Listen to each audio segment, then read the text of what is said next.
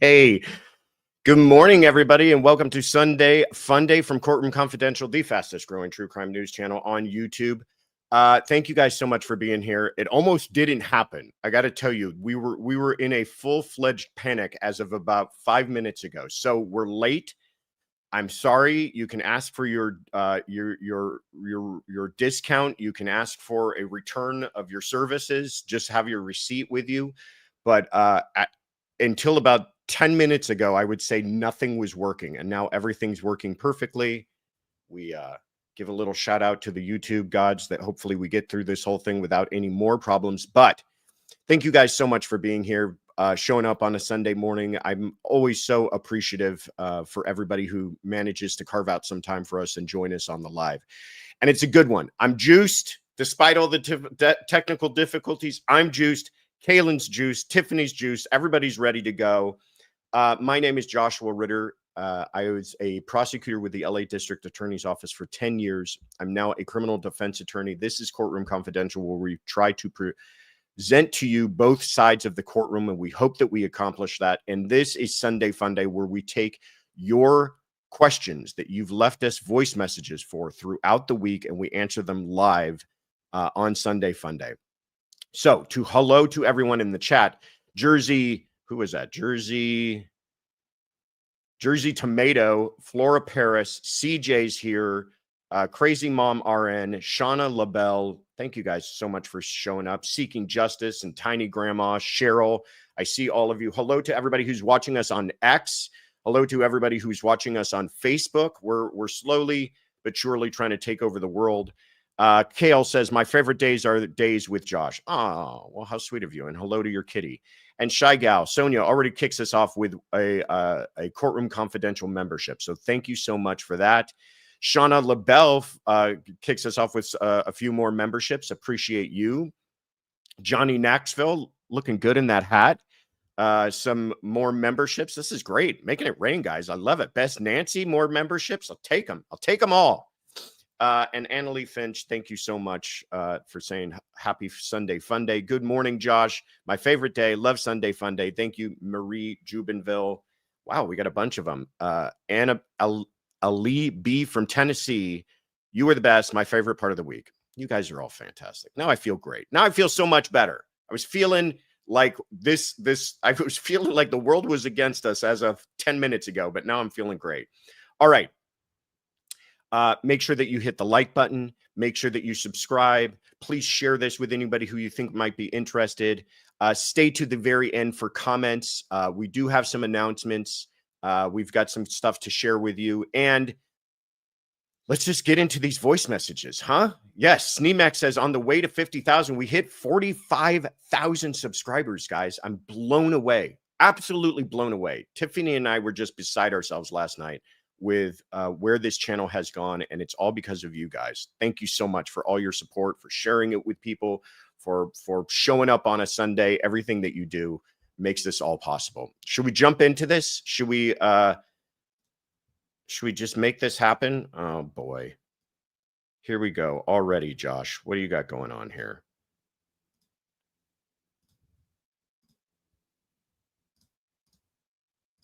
All right, there we go.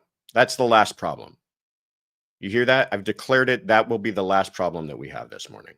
Here we go.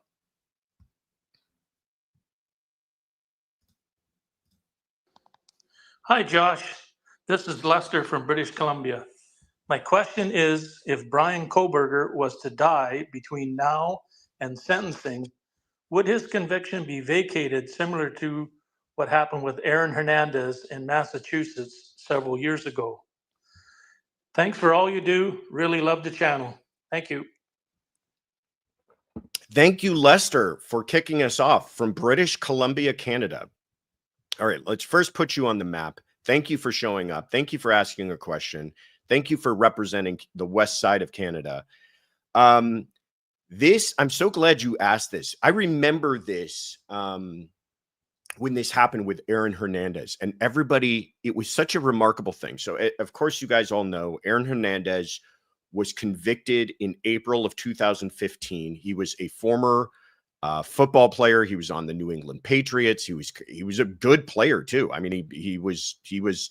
I don't know if you would want to call him a star. If you're a New England Patriots fan, maybe you can speak more on that than I can. But I know that he was a starting player. I know he was not like some guy who rode the bench. He was a good player. And he ends up there's a couple of documentaries on him. You got to watch them. It's insane. The man decides he wants to live this, I don't know, quasi gangster life or something like that. Ends up murdering someone, a man by the name of Odin Lloyd, who was a semi-pro football player himself. That was in 2013 in North Attleboro, Massachusetts. He gets convicted. Who was his attorney? Somebody remind me. I think it was one of the kind of better known attorneys. Was it Baez? Somebody big. Yeah, I'm getting nods. I think he had a big time attorney, but ends up getting convicted. He gets convicted. He goes to prison, and then he ends up unaliving himself in prison. And the state of Massachusetts ends up vacating his conviction because there was a law on the books, the concept of abatum ab initio. Of course, it's got to be Latin. Can't speak English if you practice law. Got to speak Latin. Abatement ab initio. So basically, the concept was if you die while you have an appeal pending, your conviction is vacated. So that's what they did. Well, then the state of Massachusetts, the appellate court at least, said, wait a second here. Who found this law we've got on the books from forever ago? This doesn't seem to fit with our modern day norms and understanding of how the law should work. And I didn't know this, Lester, so thank you for making me look it up. In 2019, that was overruled. The abatement or the conviction being vacated was overruled. And so it was reinstated. Now, what effect does that actually have? Well, some of it's symbolic, some of it's for the victims, some of it's for the state to say that justice was done, but also there's, I think, some civil implications involved in all of that. So bringing us full circle back to Bryan Kohberger, how does this apply here? Well, Lester says, hey, could Bryan Kohberger pull a Aaron Hernandez and perhaps unalive himself to have the last laugh and have his conviction overturned or vacated? And the answer is, I think that probably no. I think that Idaho is probably wise to it and caught up to what happened in Massachusetts. I think that those laws, for whatever reason they existed on the books, probably do not have the same effect today. I'll be honest with you. I did some looking, though, and I don't know what Idaho's laws actually are on this. I imagine this is not an issue they see all that common. But my sneaking suspicion, and I hope it's a good enough answer for you, Lester from British Columbia, Canada, is that it would not vacate his conviction. So, end of the day, going off to prison, getting sentenced to life 4 times over. That will happen at the end of the month. And I think I'm going up to Boise again. So I will give you guys a big shout out from Boise. We'll probably be doing a Wednesday show from Boise. And I hope that you guys join us for that. But thank you. Welcome to everyone watching on MySpace, says Johnny Knoxville. Yes, I appreciate that. P. Lola's mom, Sunday Fun Train, Josh and Mods and friends. Thank you so much, P. Lola's mom. And thank you, Diane Matier, for becoming a new member. All right. Crazy Mom RN also gives a membership. You guys are all so fantastic. Rainy Day says, congratulations for all the success. It's so amazing to see so many people love you and your channel as much as I do. Oh, that's sweet. You guys knew I was kind of having a rough morning. I appreciate that. Now I'm doing good. I've got my coffee in my Courtroom Confidential mug available on the shop, and everything's working so far. So I'm just going to try to be as involved as little as possible with the technical side of everything that's taking place. All right, let's keep it going here. Hi, Josh. This is Maureen from Monterey. I was wondering if you could help answer a question. I was chatting recently with the lovely Hazel, another faithful crew member who lives in British Columbia.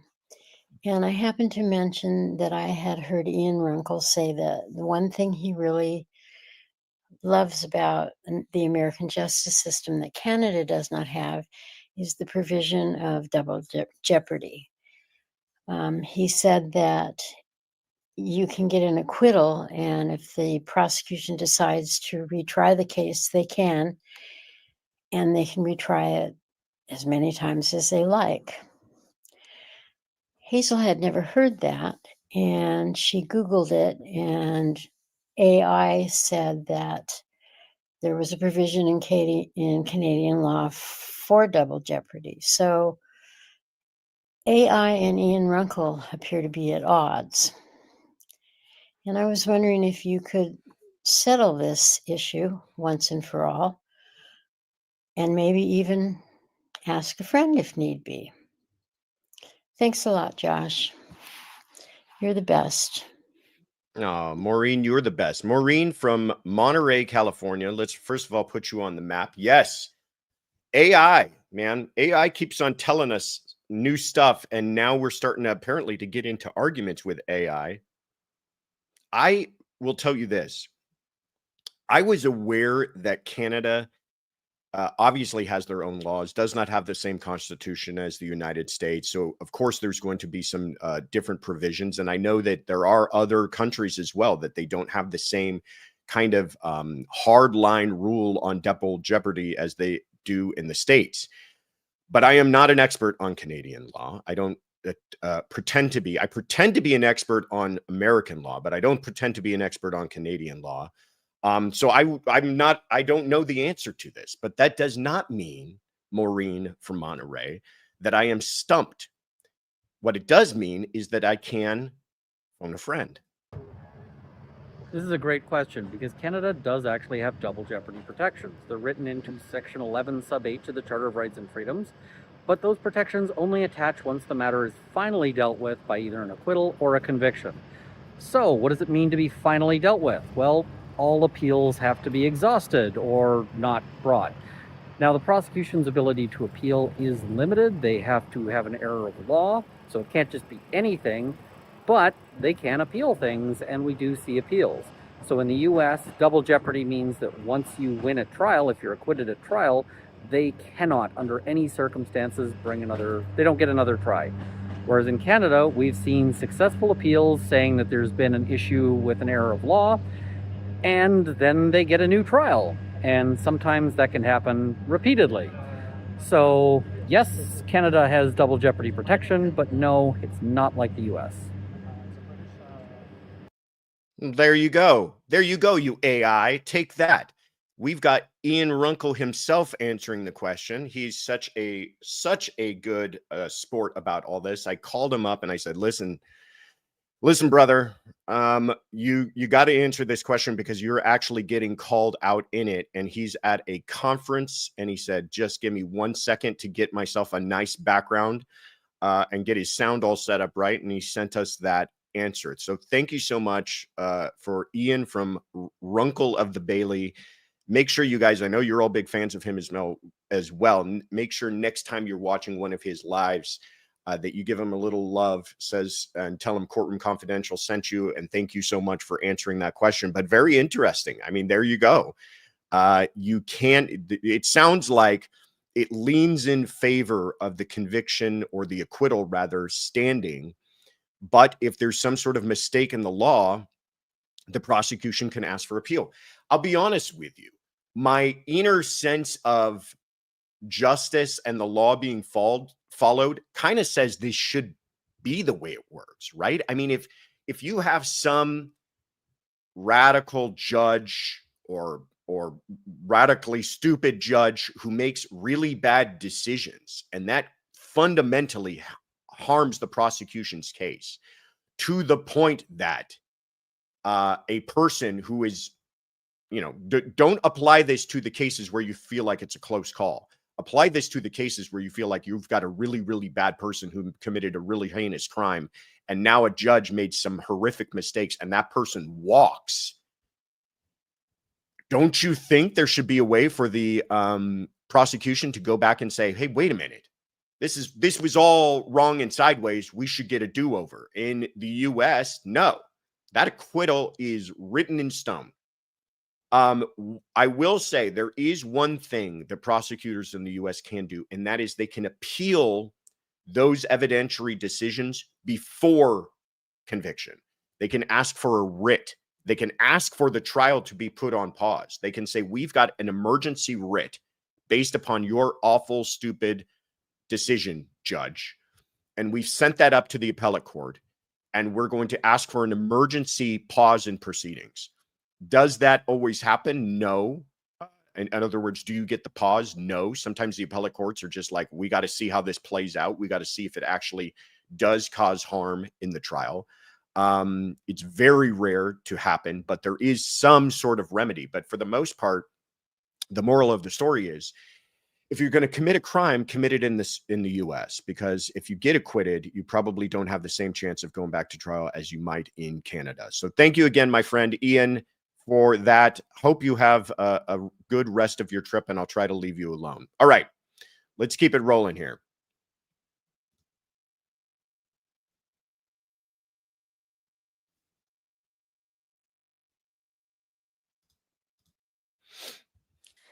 Hi, Courtroom Confidential. My name is Danny Illegal. I'm a civil defense attorney from Miami, Florida. I want to talk Donna Sue Adelson. Do you think, and I want a percentage, what do you think is the likelihood that she is going to get a first-degree murder conviction? Or do you think that she is going to get maybe a lesser included offense? I'm not sure exactly what that would be, but I want a percentage based on the evidence that's out there. What is your opinion that she's going to get a first-degree murder conviction? Thanks so much. Great question. Danny from Miami, good to hear from you. Put you on the map.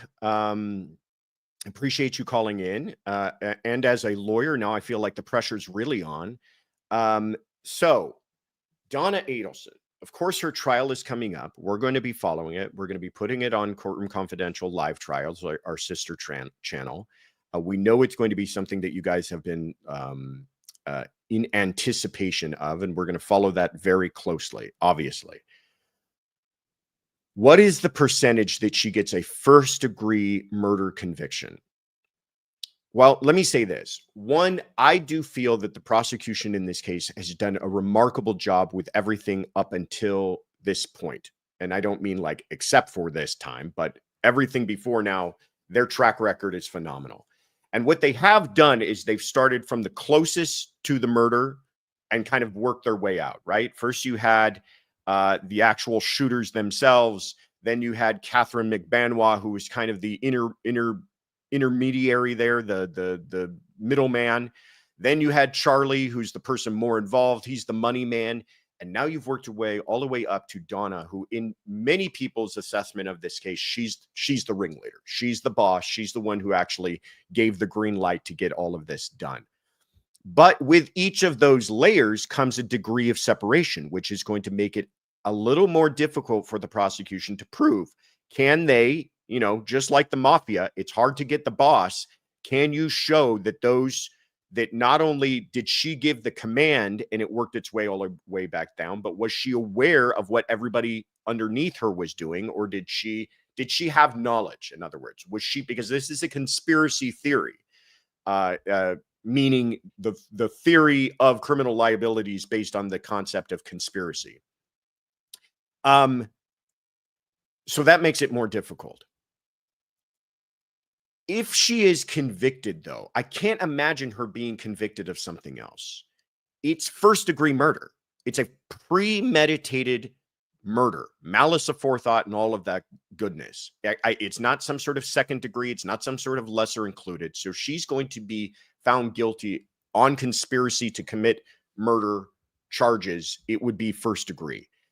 The only problems I see are what I just outlined. If jurors somehow believe that she didn't know as much as everybody else, as much as Charlie, there's a lot of evidence to support that she did know.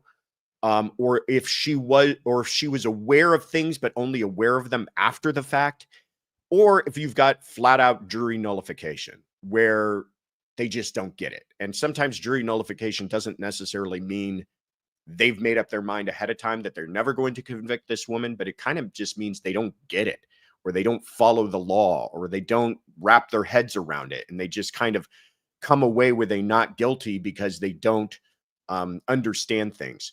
Does that mean that I feel like acquittal is a possibility? It's always a possibility, but I think that possibility is extremely low. So, Danny, I know you wanted a percentage. How does 92% sound? I say 92% chance of a conviction here. That is extremely high because there's never 100% ever. But I think they've got a very strong case. I'm going to put myself out there and say 92%. What do you guys think? Let me see your percentages. In my opinion, the bump will get her convicted 100%. 5,000% says Sneemac. Christy J says, in my opinion, the bump will get her convicted 100%.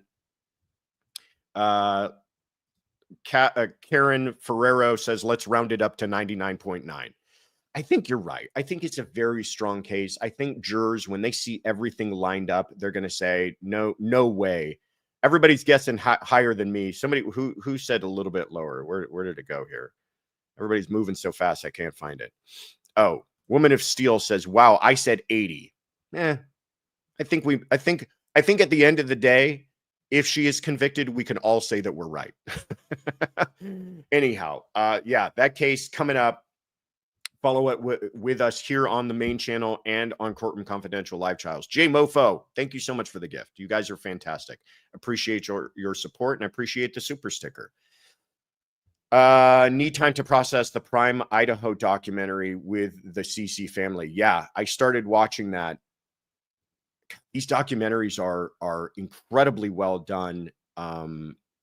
There's one on Peacock as well that I thought was also very well done. And it just makes me more and more kind of frustrated with the idea that we won't actually see this thing play itself out in court. All right. Shall we keep it rolling? Let's keep it rolling. Let me just make sure I got everything lined up here. All right. Don't yell at me. Here we go. Hi, Josh. This is Valerie from Valparaiso, Indiana. I have 2 words for the people who are having an absolute meltdown over the Kohberger plea deal, and they are Casey Anthony.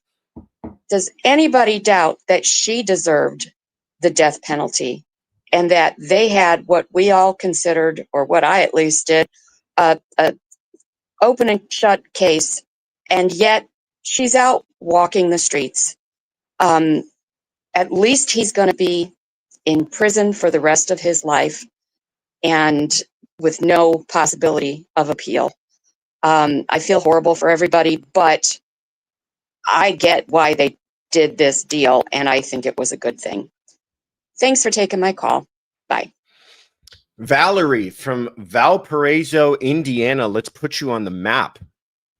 Thank you so much for calling in, Valerie. Valerie, you sound like a prosecutor. You sound like you're thinking like a prosecutor. I think prosecutors have this built-in fear of something going wrong, of their most rock solid cases falling apart.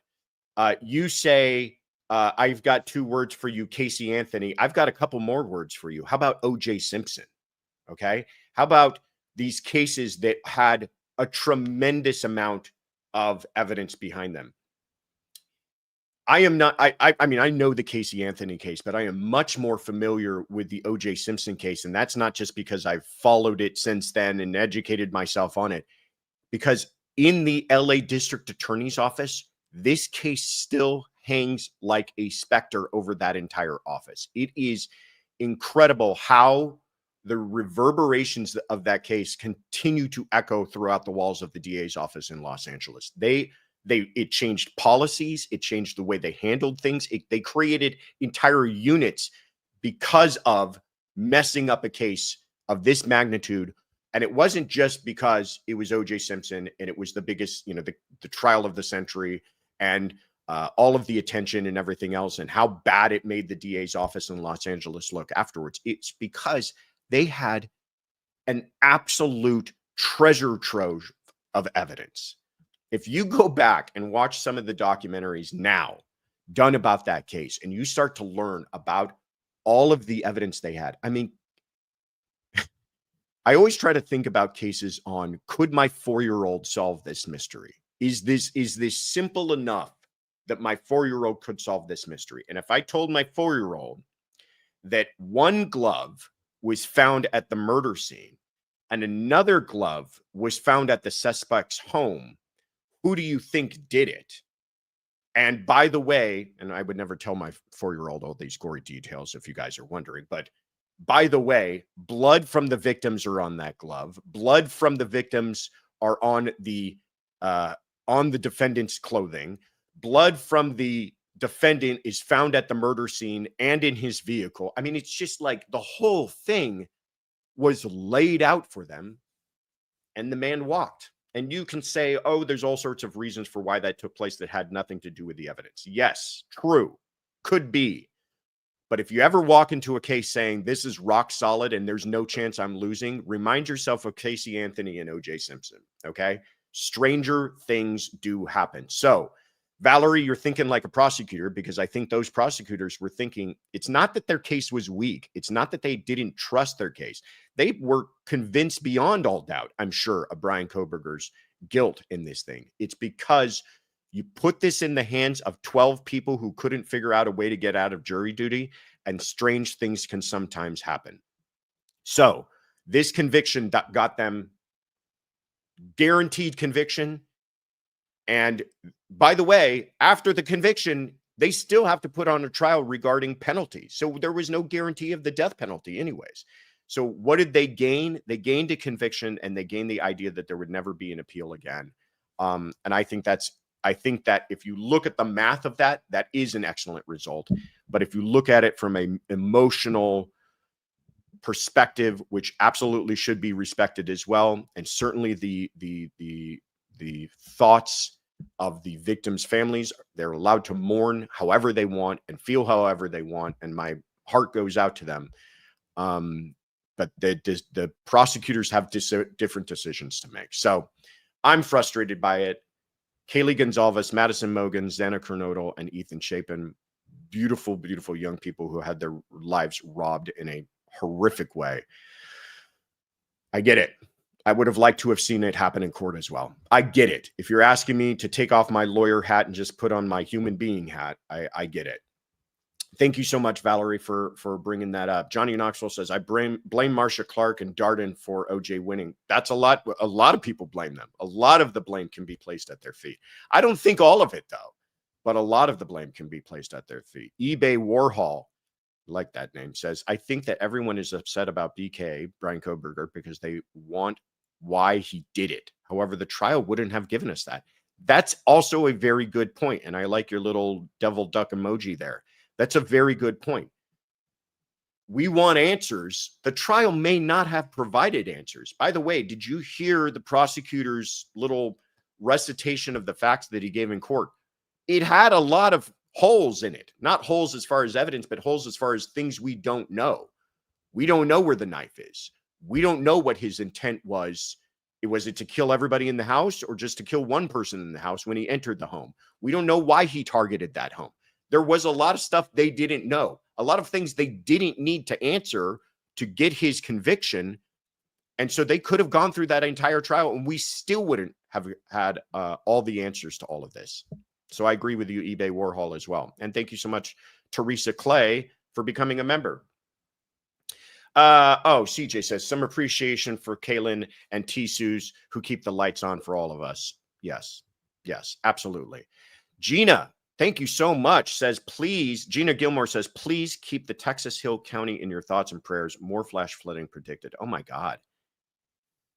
Wow. Yeah. A big hug, virtual hug to all of you in Texas who are affected by this incredible tragedy. Thank you so much, Gina, for bringing that up. And I did not know that they were expecting more flash flooding. I hope everyone stays safe. So thank you so much for that.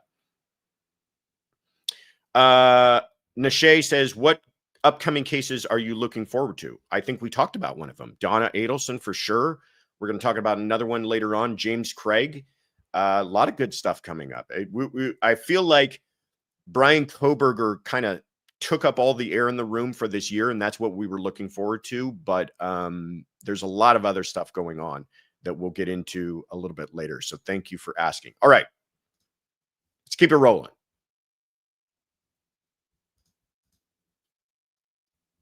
Hi, Josh. I was hanging out in Anjanette's Sunday live stream, and a topic came up about whether the state attorney general could influence an elected DA and direct how they handle a case.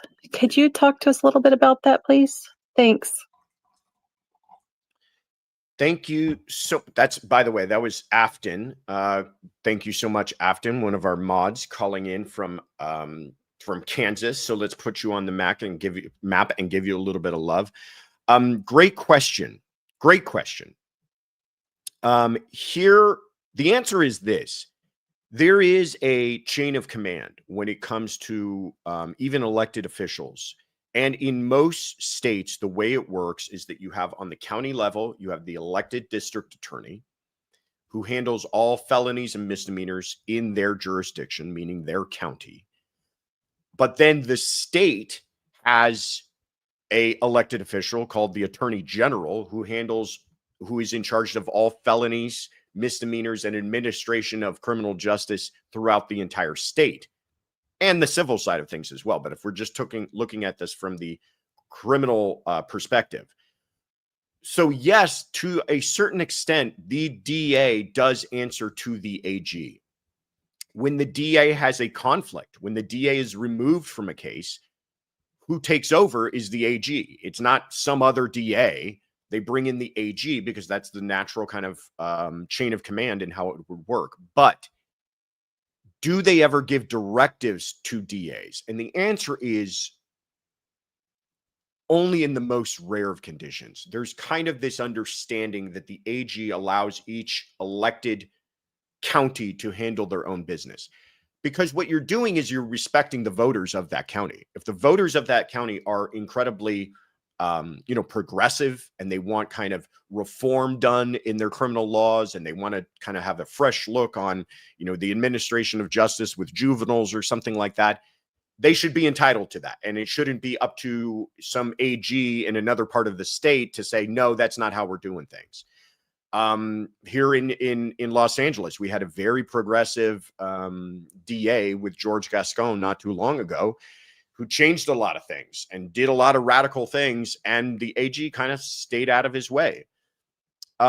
Same thing works if you've got a very conservative, very hard on crime DA. Only, as long as they're following the law, those are the laws. The AG kind of views it as, if you don't like the laws, talk to your legislator about changing the laws, but I'm not going to get involved unless the DA is not following the law, is breaking the law, ignoring the laws. So that's, I hope, the answer to your question. I have not, and I was trying to find an actual example of where the AG removed a DA to do something. I know that in Florida, the governor actually removed a DA because they weren't following the law. So stuff like that has happened. But I couldn't find you a really good example of the AG kind of dictating to a DA what case they should handle, how they should handle it, what charges they should bring. It's kind of, the voters have asked for this and the voters are going to get what they've asked for. But great question, Afton. Appreciate you bringing that up. All right, let's keep it rolling here.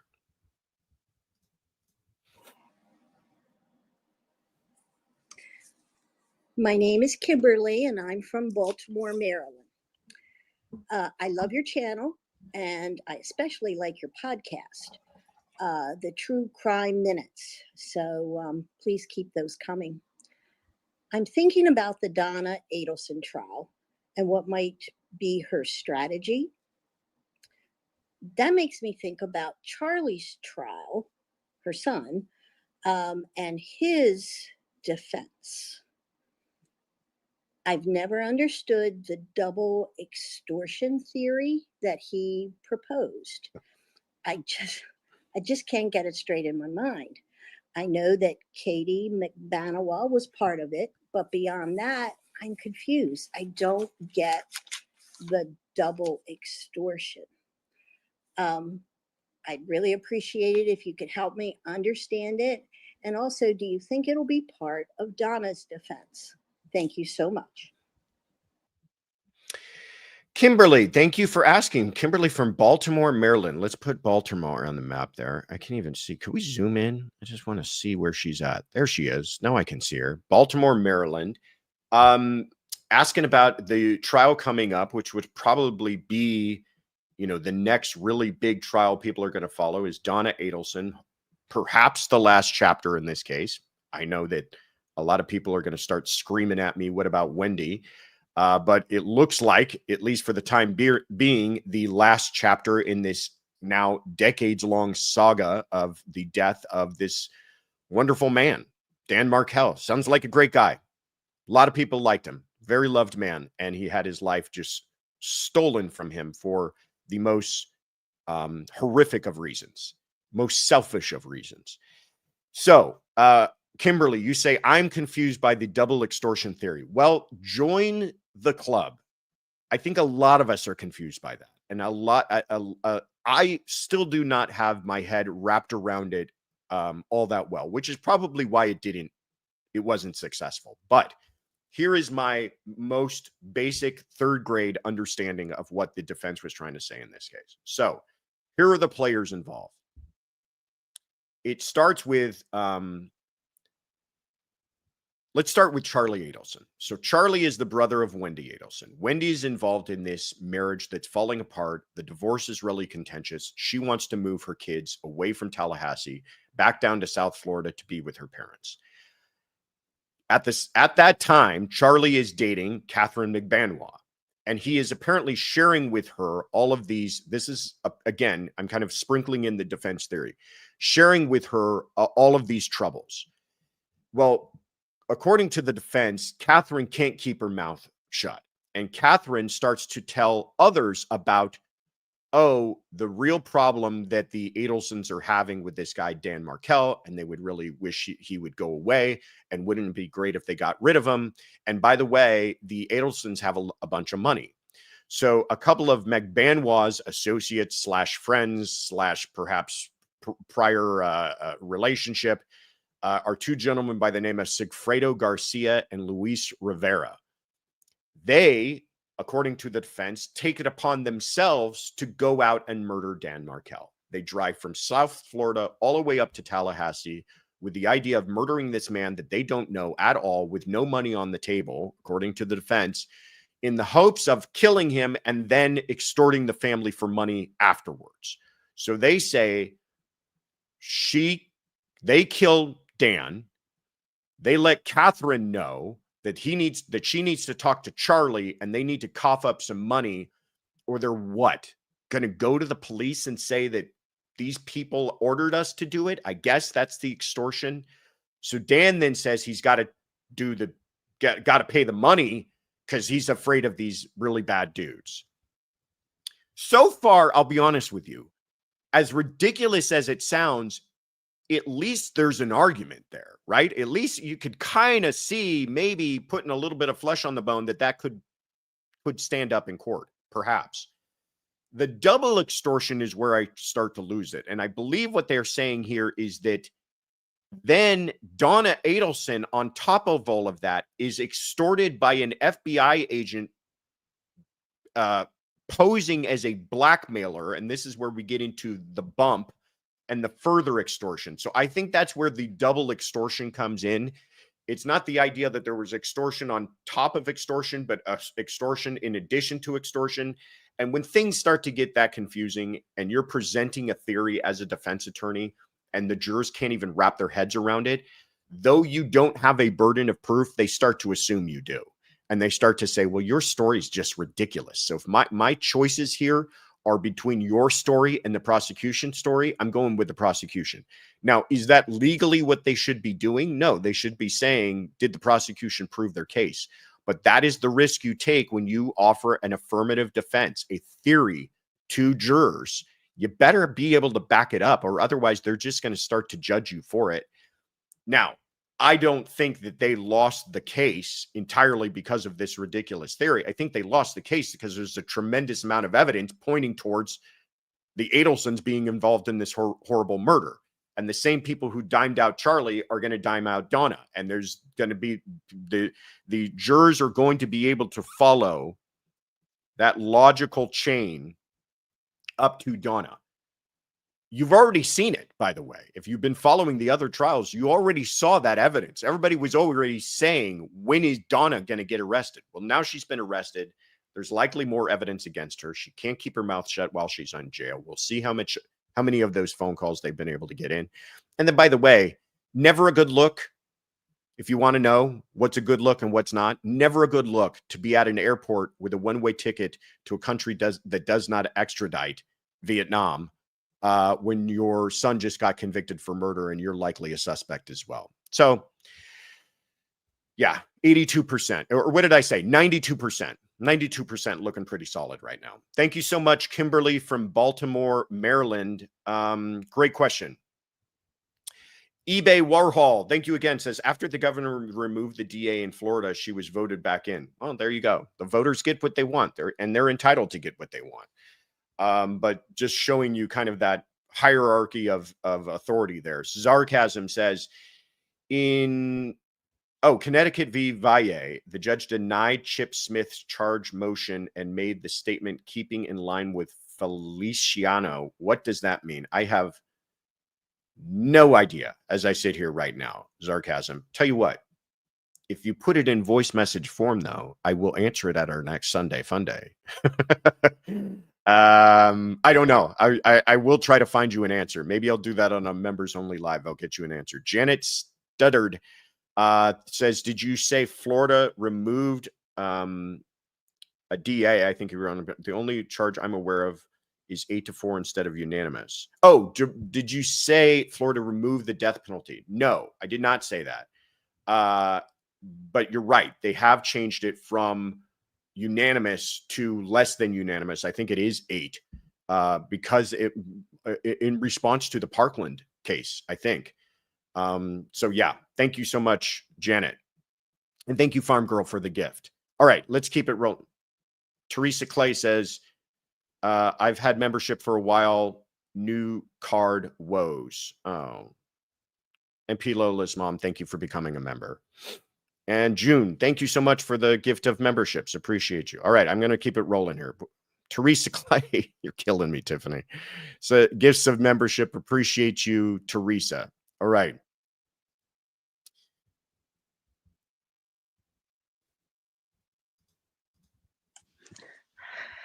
Hi, Josh and CC crew. It's Joy W. from Ottawa, Canada calling.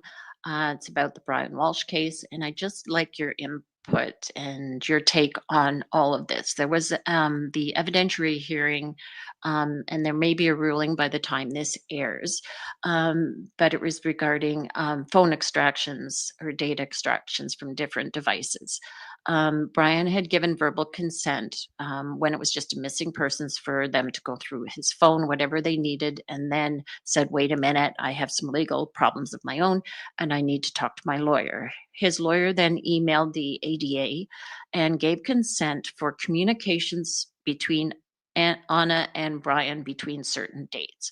They took, I think it was 2 phones and an iPad, and did full extractions on those between that time period, and got access to Google searches and his location data. And they based some search warrants, etc., on that information. And now they're trying to suppress that. There, as I said, there may be already a ruling on this, but I'd just like to get your take and what exactly is going on here. And I'd just like to renew my motion to name this sad little plant Norman. Thanks. Have a great day. Oh, Norman. We should have some sort of contest maybe. So there's perhaps Norman. I don't know. We're going to have to figure out what to name this little guy. He's not going anywhere. He just manages to survive amongst the worst of conditions. No water, no light, just keeps thriving. Norman might be a good name. All right. Thank you so much, Joy from Ottawa, Canada. Let's put you on the map, first of all. Therapist, says we should complain. I like that too. The Bryan Walshe case, by the way, great summary of the facts there, what happened with Bryan Walshe. And that you're exactly right. So what is the issue here and how bad of an issue? Leaf, love that, Black Witter. What is the issue here? How bad could this be? Okay, so you are right. This is what took place. They're looking for a missing person. Anna, 3 days later, he finally gets around to saying that Anna has been missing. So they're out looking for this person, which is always has a underlying tone of exigency, right? There's always the idea that they need to move quickly. They don't know if this person is still alive. They don't know if they're kidnapped. They don't know if they're in physical harm. They don't know if every minute could mean the difference between life and death in a missing person's case. So they're moving quickly.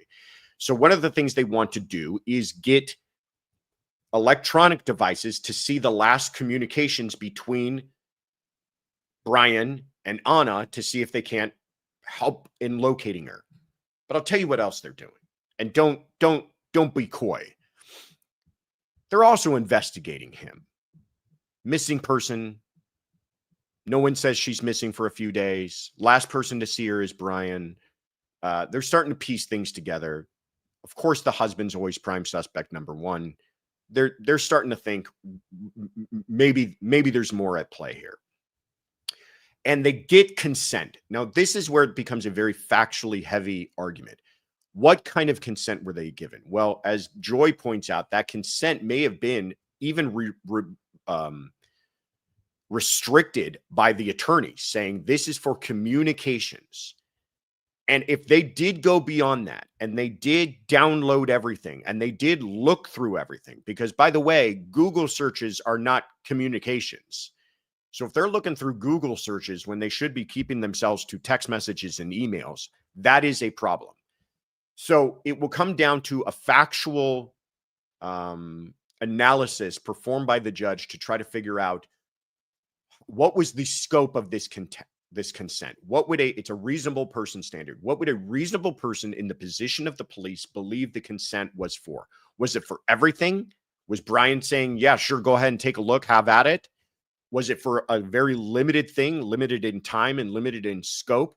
All of that's going to become something for the judge. And what's at play here is part of Joy's question. Well, at play is these searches, which are incredibly damning from the defense perspective. Things like, these always crack me up. I shouldn't be laughing. This is nothing. The person lost their life, but this just, you have to have a bit of gallows humor at this. How long before a body starts to smell?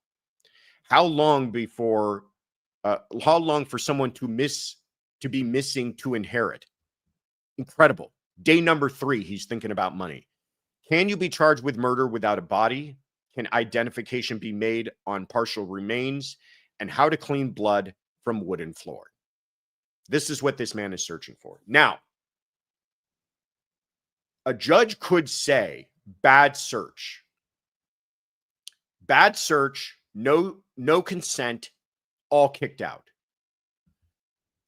In the background, waving, is this concept of inevitable discovery. And I really do feel that might be at play here. And I've not heard the prosecution argue this just yet, because that's kind of the safety net.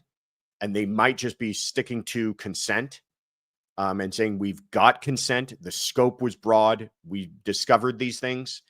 But there is this concept of inevitable discovery.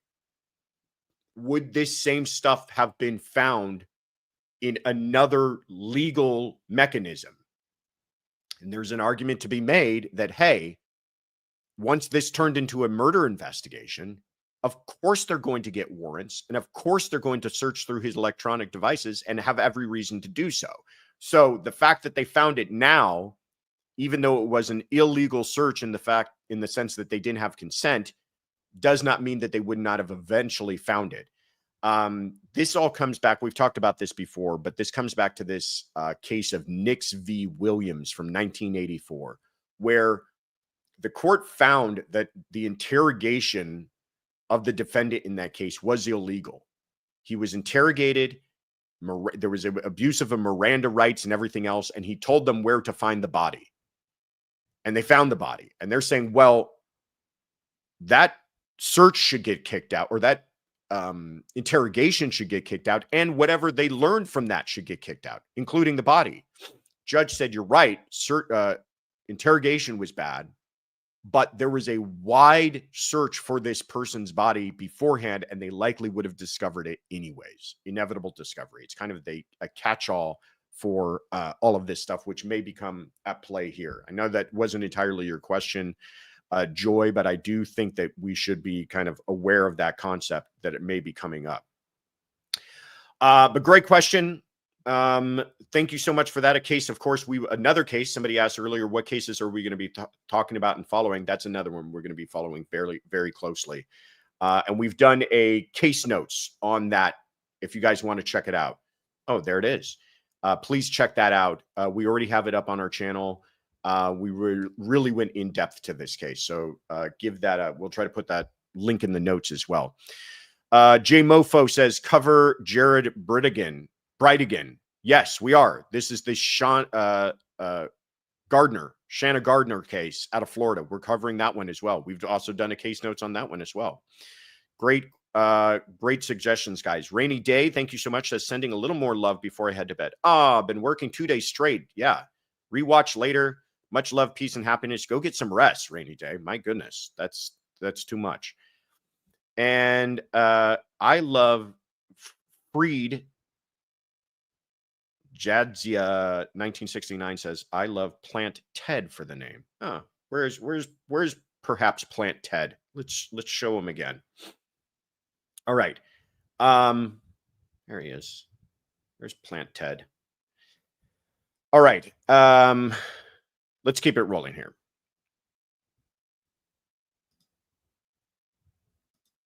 We got a bunch of new people watching right now. If I haven't introduced myself, my name is Joshua Ritter.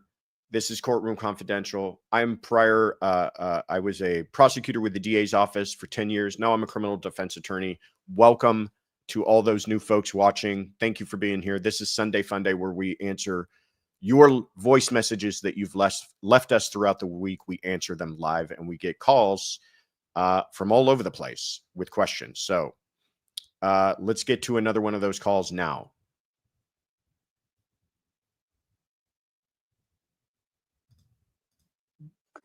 Hi Josh, Nicole from Auckland, New Zealand. Love the new map.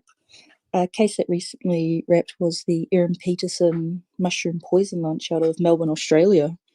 It was interesting to see the difference between the Australian and American legal systems and the coverage that was allowed. Aside from that, doesn't it sound cool being called the Crown when prosecuting a case? Love the show. Congrats on the new gig. Cheers. Thank you so much, Nicole from Auckland, New Zealand. There we are on the map. Can we zoom out on the map and just see the world a little bit and how much we're covering it with our little dots? Love it. Love it. Just incredible. Blows me away. Thank you so much, Nicole from Auckland. And you bring up the Erin Patterson case. This is a case that I wish we had more time to follow, and I wish that it did have different coverage because this is just a case that you're once in a lifetime type of scenario here. If you guys haven't followed it, do a little research. I know that other channels have put some work into it, but basically, Erin Patterson is having, you guessed it, marital problems apparently she's upset with her mother and father-in-law and her husband because she's having marital problems and they don't want to handle their son. Is the best I could get out of it, is that she's upset that they are not getting more involved in making their own son behave as her husband. I don't know. So she invites mother-in-law and father-in-law and the sister of mother-in-law over for lunch along with her husband. It was also under the false pretenses that she may have been diagnosed with cancer. That's all a part of it. She gets all these people into her house and she serves them this beautiful meal of beef Wellington. Well, part of the beef Wellington recipe asks for mushrooms. She uses foraged death cap mushrooms, which are incredibly toxic and cause a person's liver to essentially fail after 2 days. And they die. Mother-in-law, father-in-law, sister of mother-in-law, and husband is in hospital for 2 to 3 weeks, nearly dies. She has recently been convicted for 3 counts of murder, 1 count of attempted murder. Just to give you the most basic of highlights, they find, this kind of motive-based evidence, her complaining about her mother and father-in-law and her husband. But then she also fakes her own poisoning. She acts like she had the effects of this stuff as well. They find Google searches, of course, or not really Google searches. She's on some sort of website that talks about foraging and what kind of mushrooms to avoid. Well, she goes out and finds those mushrooms. They find a food dehydrator that she used on the mushrooms that was discarded, that had her fingerprints and mushroom residue on it. Anyways, one of those circumstantial cases where the death weapon is just so bizarre. And she was recently convicted. And yes, Nicole, by the Crown in Auckland, or pardon me, in Australia. So really incredible case. Look it up, guys. It was one of those things that, unfortunately, because of the coverage differences between other countries in the US, we just weren't able to give you as much about it. All right, but thank you for that suggestion. Let's keep it rolling here.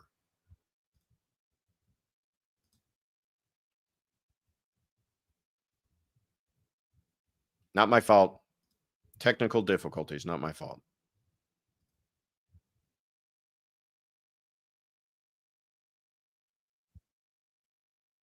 You hearing that? Oh boy, here we go.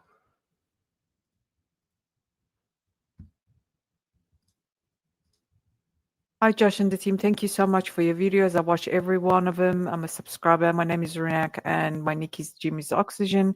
I'm from Melbourne, Australia.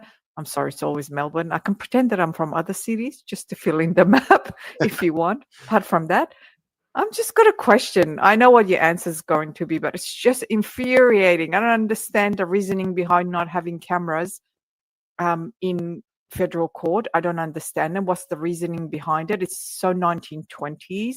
It's a redundant, does not make sense. What are they trying to hide? It's like public should know. Everyone should know. It's court proceeding. It's legal. It's nothing to hide. What is the reasoning behind it? It doesn't make sense. It's so redundant. I mean, can like USA citizen, you guys sort of vote, or is there something that they can change this 1920s craziness? It does not make sense. It should be all the same. It should be all uniform. I mean, like, I don't understand the reasoning behind it. And I know what you're going to say, but it's just like, I don't understand it. Why? Anyways, sorry. Thank you. Bye.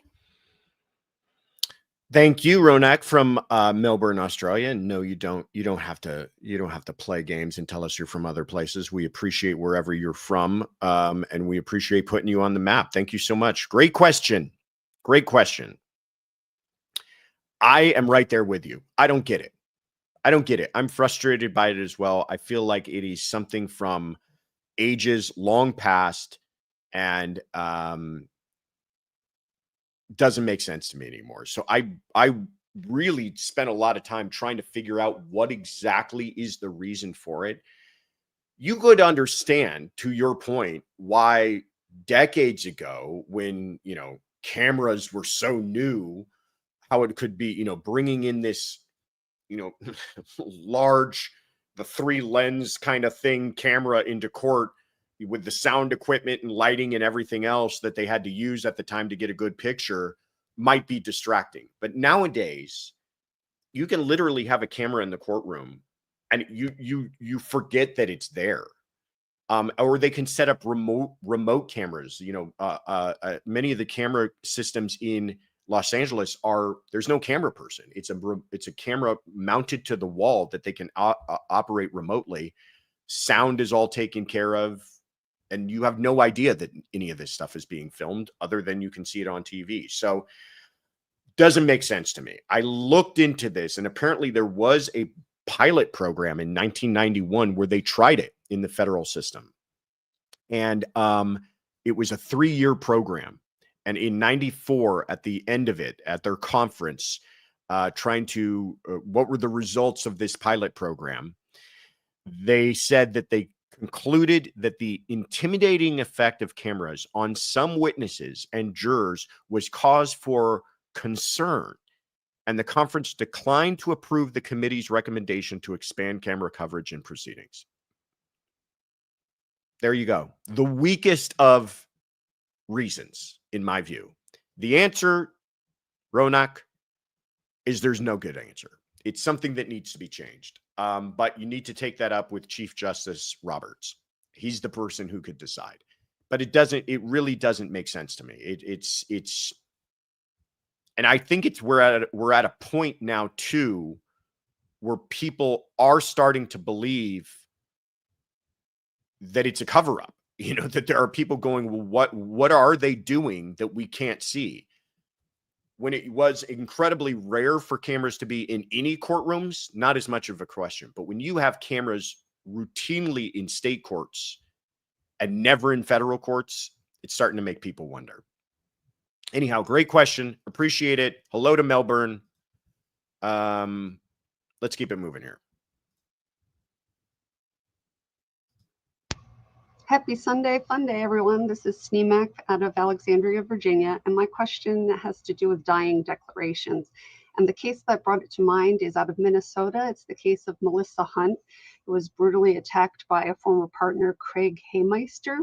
Apparently, the attack occurred outside, and then there was a torrential downpour. So there's no physical evidence, but she was able to make dying declarations to EMT and law enforcement before she died.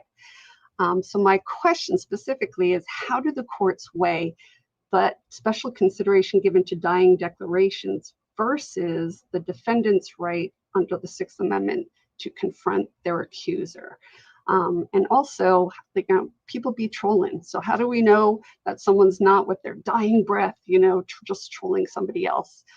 I don't want to imply that that's what's happening in this case, but, it could happen. Thank you. Bye. Sneemak from Alexandria, Virginia. Let's put you on the Mac first of all. Love this question. Such a very smart question. I love that you throw the Sixth Amendment out there too.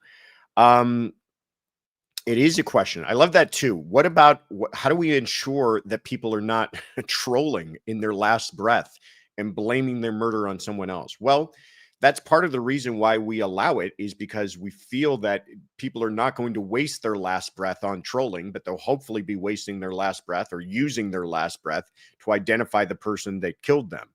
The idea, but yes, let's go back to, let's analyze this the way that we should, right? So first we have the Sixth Amendment. Let's throw it up there for you.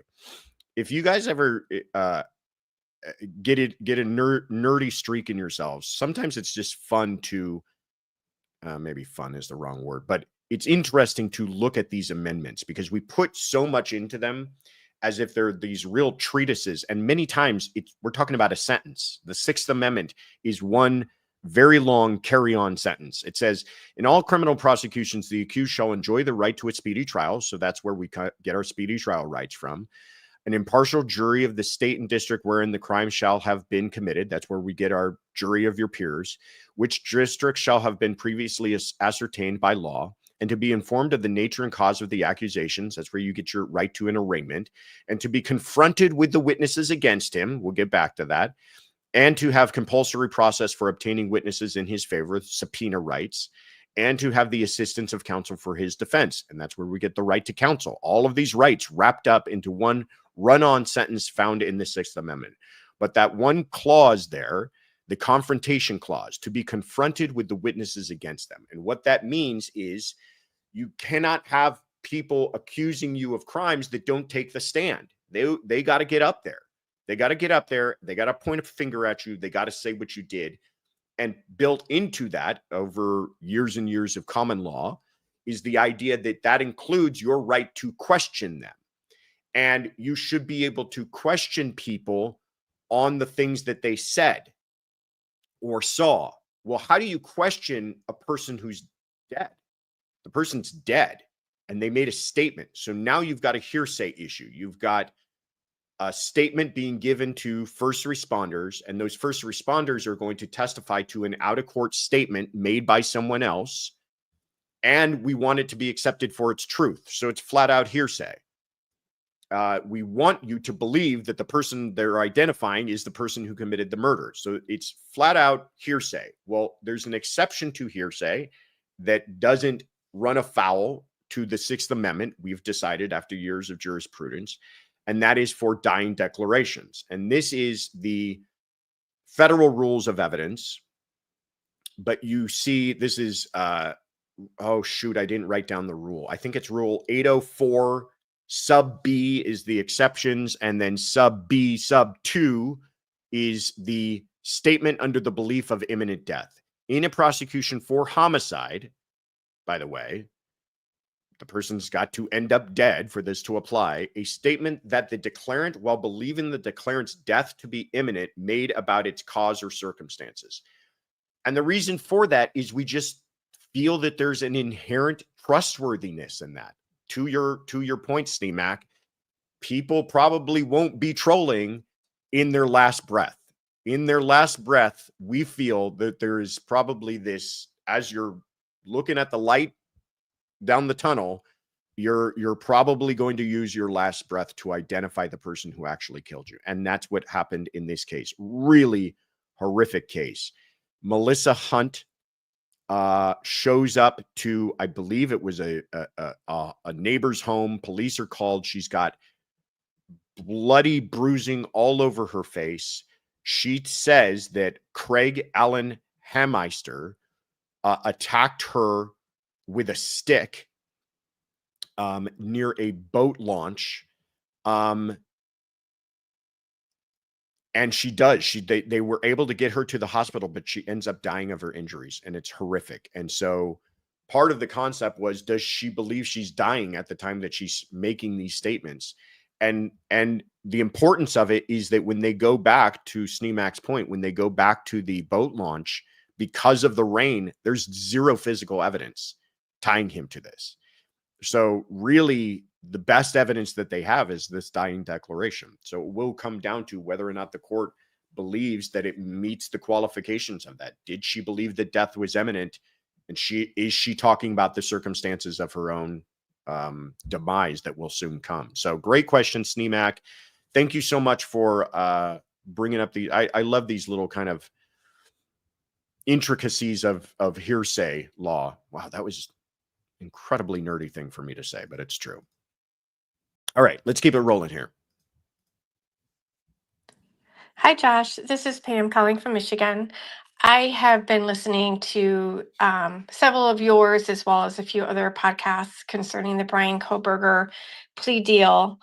One of the victim's fathers, Steve Gonsalves, sounds extremely angry, as he probably should be. He's not getting the result that he wanted. It's such a difficult decision that I'm sure the prosecutor made. But I've also heard him on some interviews, like he is just unrelenting towards the prosecution. I'm wondering what your thoughts are on that. Do you agree with how he's talking about the prosecutor and his decision? I can see both sides of how this turned out. I mean, I think the families will get hopefully some closure, but then at the same time, um, you know, they wanted to go to trial and find out information. So just wondering what your thoughts were on this, and can't wait for Sunday. Talk soon. Bye. Thank you so much, Pam from Michigan. Let's put you on the map. Yeah, this case, the poor Gonzalez, every one of those families. Kaylin, can we put up there the pictures of the beautiful young kids again? Here, Pam asked the question, what are my thoughts on kind of Stephen Gonzalez's? He's the father of Kaylee Gonzalez, and his vitriol and comments toward the prosecution. First, let me say this. These people, as far as I'm concerned, are allowed to grieve however they want.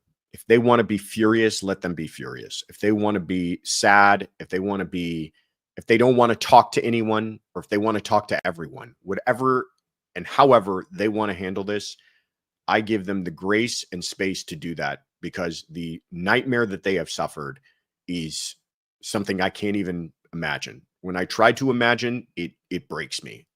The loss that they are experiencing. These beautiful kids, Kaylee Gonzalez, Madison Mogan, Xana Kernodle, Ethan Chapin. Every time we watch these documentaries, Tiffany and I, we both have to pause it more than a few times to say, I can't imagine going through this with our kids. I can't imagine getting a phone call, sending your beautiful girl off to college and getting a phone call. Wow. Anyhow, but he's very angry. And it makes me think, listen, as prosecutors, I've had these conversations with victims' families before. They're never happy, because anytime you have a plea deal, you have to think about that. The plea deal necessarily includes something less than the maximum. Plea deals are about that. They're about, here's your maximum exposure. I'm going to give you less than that in exchange for you pleading guilty. So when you're telling victims' families that you're going to give them, the person who took a loved one from their life, less than the maximum, they always can't handle it, because they want the maximum. They've lost their loved one, then the maximum, anything less than the maximum, is not sufficient. And that goes even for when we're not charging what they want to charge. Maybe they want first-degree murder, and we don't feel it's a first-degree murder case. We're charging it as something else. They cannot stand it. And I've had very uncomfortable and heartbreaking conversations with a lot of these people. So I can understand that conflict. But it also makes me feel that there was a breakdown in this relationship between the families, especially the Gonzalez family and the prosecutor, that had been going on for some time. I don't think this is just a quick reaction to this immediate moment. I think that for some time they had either felt that they weren't being heard, they felt things weren't being handled properly, they felt the lines of communication weren't open up to their satisfaction, whatever that is. And again, I give these people space and the grace to handle this however they want. But to me, the reactions and the vitriol seem to be much more about a longer problem than just the immediate plea. So we've talked about this a lot. I do understand it. I understand why the prosecution did what they did. And I also understand why that family is grieving and will never heal and will never feel this, we use this term closure a lot. There's never closure. It's just the idea that they're able to, with a tremendous amount of courage, put one foot in front of the other.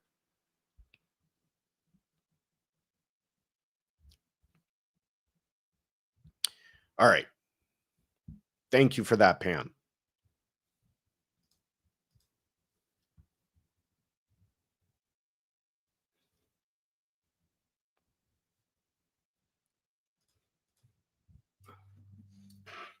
Hi, Courtroom Confidential. Happy Sunday Fun Day. This is my fourth recording, I think.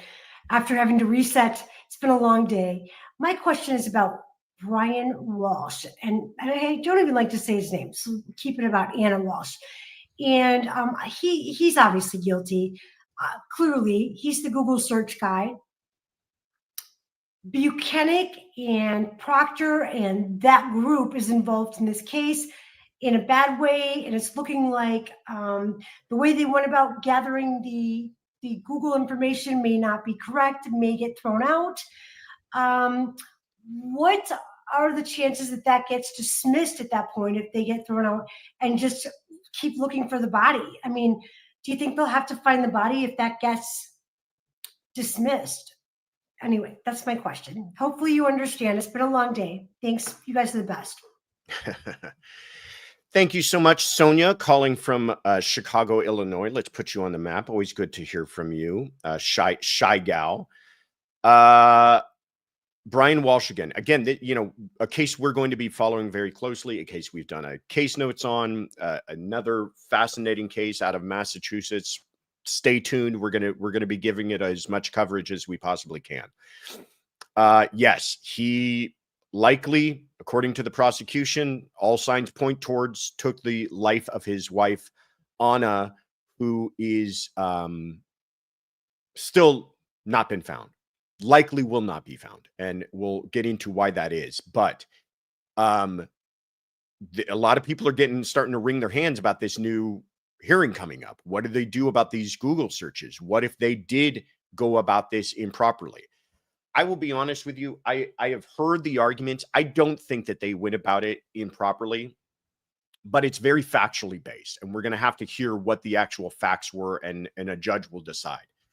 And we've already talked about this idea that even if the Google searches are out because the search was bad, the consent was not, the scope of this consent was not broad enough, or the warrants were, based upon this already bad search, whatever it is, there's still this concept of inevitable discovery, which I think could save them. But let's go with the worst case scenario that they don't get these Google searches in. Sonia's question is, does the case fall apart? At that point, are they looking for her body? Well, I don't think they're going to find her body. I don't think this is a situation like we dealt with Colorado, where they recently found her remains. Why am I blanking on that? Remind me of the name, guys, if you think of it. Just recently, he was re-indicted. Morphew. Suzanne Morphew. Yes. Because all evidence points towards the fact that he likely disposed of her body in several different pieces. And that's why I think this case will continue, because of all of the other evidence. And I'm going to push our case notes on this. We went into all this other evidence. So there is, first of all, the fact that he's the last person to see her alive. That's always going to land you on the suspect list, right? You are the last person to see this person alive. There is no one that we know that this person interacted with since you. You don't report her missing. She's your own wife, and you don't report her missing for 3 days. Actually, her work reports her missing before he does. Then there's evidence that he cleaned out his vehicle.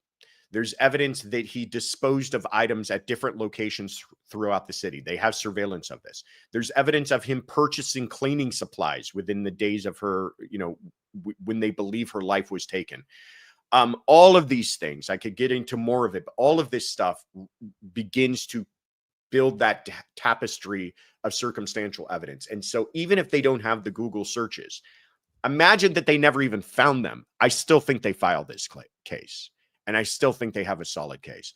It's a no body case. It's a circumstantial case, but it's a good circumstantial case. It's solid. The Google searches are what everybody concentrates on and puts everything over the edge. And I think they are really strong evidence, but I also don't think that the case rises or falls with that evidence. So anyhow, check out the case notes and check out Courtroom Confidential live trials when it goes live, whenever that is set for. But in the meantime, we will be covering it as much as that we possibly can. All right. Thank you so much, Sonia. Ada Diallo. thank you so much for becoming a member. And Sarcasm, why do attorneys look at the jury when they ask a witness questions? And why do attorneys look around or just stare off into space while asking the witness questions without the authenticity of evidence? Why do attorneys look at the jury when they ask a witness questions? Hope I'm getting your question here.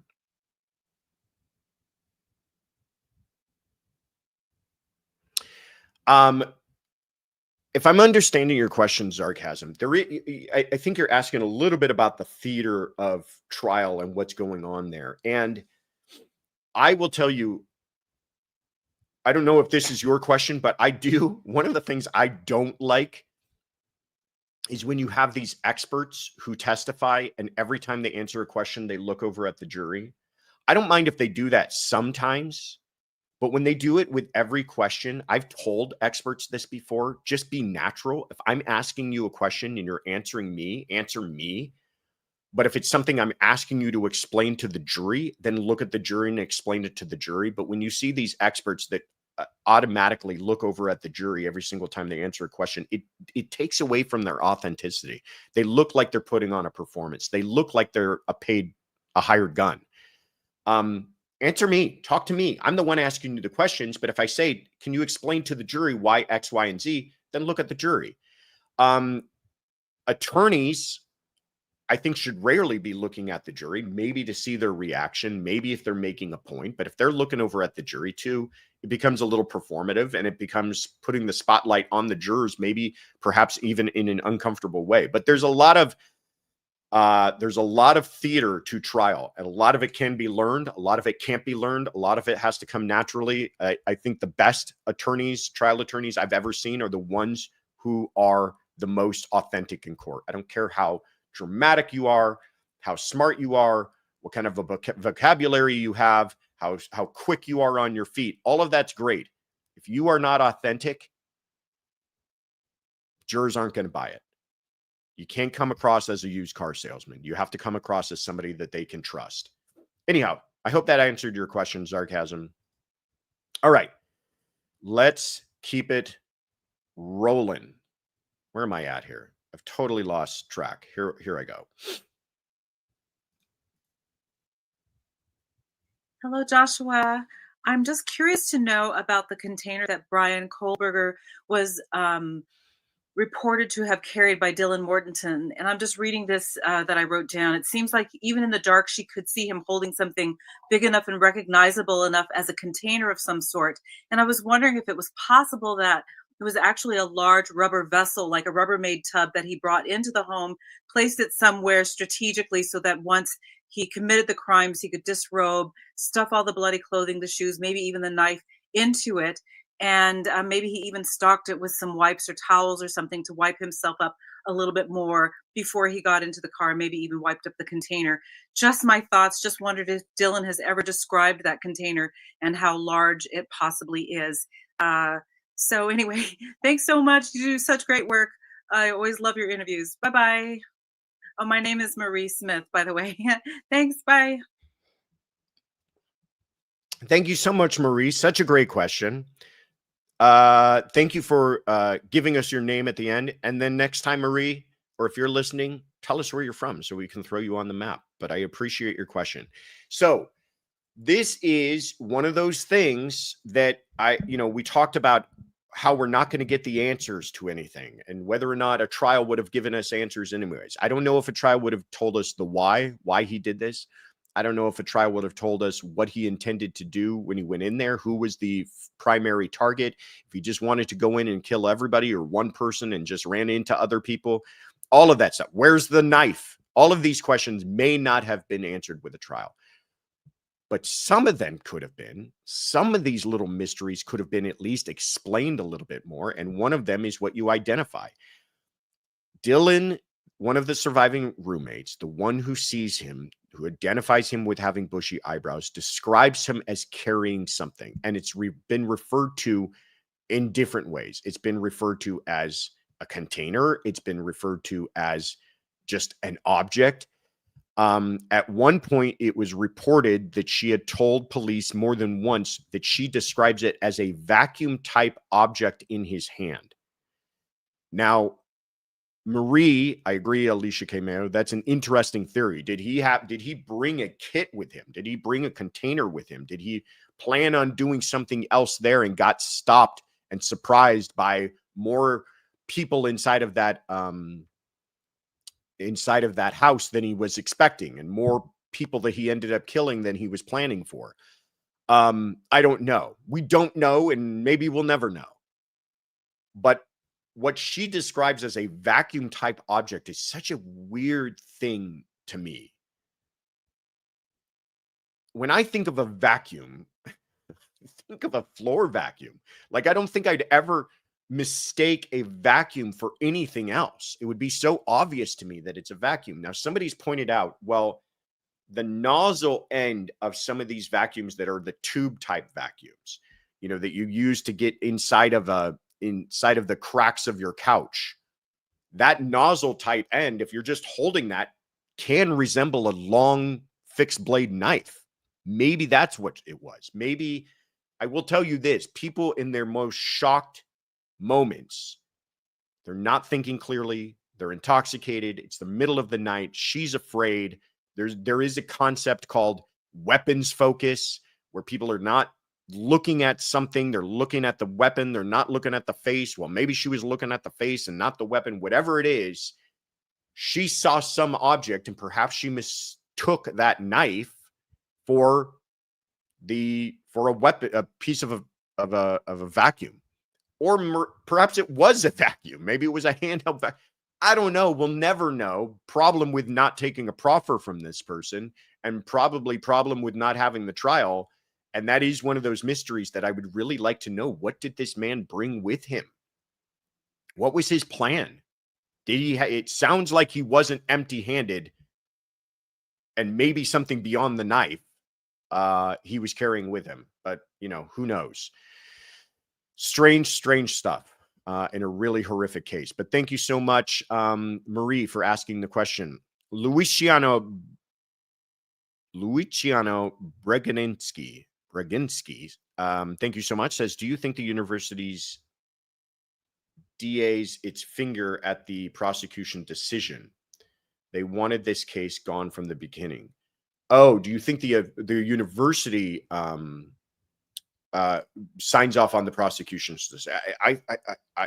Yeah, I think the university, I agree. If your question is, does the university want this behind them? I think absolutely. And I don't think that that's entirely cynical to say they're sick and tired of their university being associated with this horrific crime. You know, they've got other students, they've got a reputation, they're trying to get enrollment with other students. They don't want to become the murder college. I'm sure they want this thing gone and over with. I think that was a huge reason as to why the house was destroyed. The house was turned over to the university, and they couldn't get it torn down quick enough. Now, does that have to do with the mental health of the students, that they don't have to see that every day? It was visible from campus. A lot of students still live in that area. I'm sure no one wanted to go near that home. It was probably something that sickened a lot of people to even see and think about. So sure, I understand it. I get it. I thought it was way premature to do it before the trial was even done. If they had done it now after he's taking a plea, I could understand it more.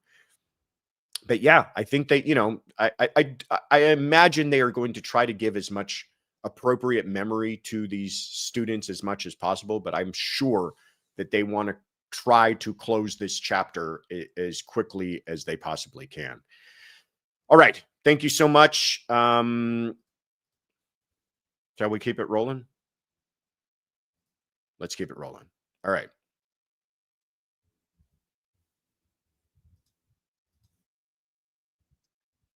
Hi, Josh and Courtroom Confidential crew. This is Kay from Red Bluff, California, second-time caller. My question is, can the parents of Kaylee, Maddie, Zana, and Ethan file a wrongful death lawsuit against Kohberger to get information about what he did? Or is it just for any money that he makes on any deals? Thank you. Love your shows. See you at CrimeCon. Oh, CrimeCon.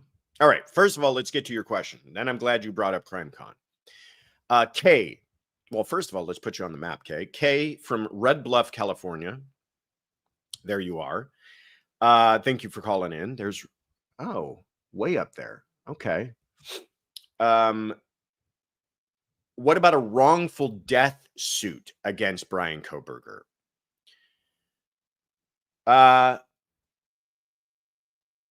Okay, here's the thing with lawsuits. You can bring them. Whenever people ask me, can they sue? The answer to can is usually yes. You can sue people. It's fairly easy.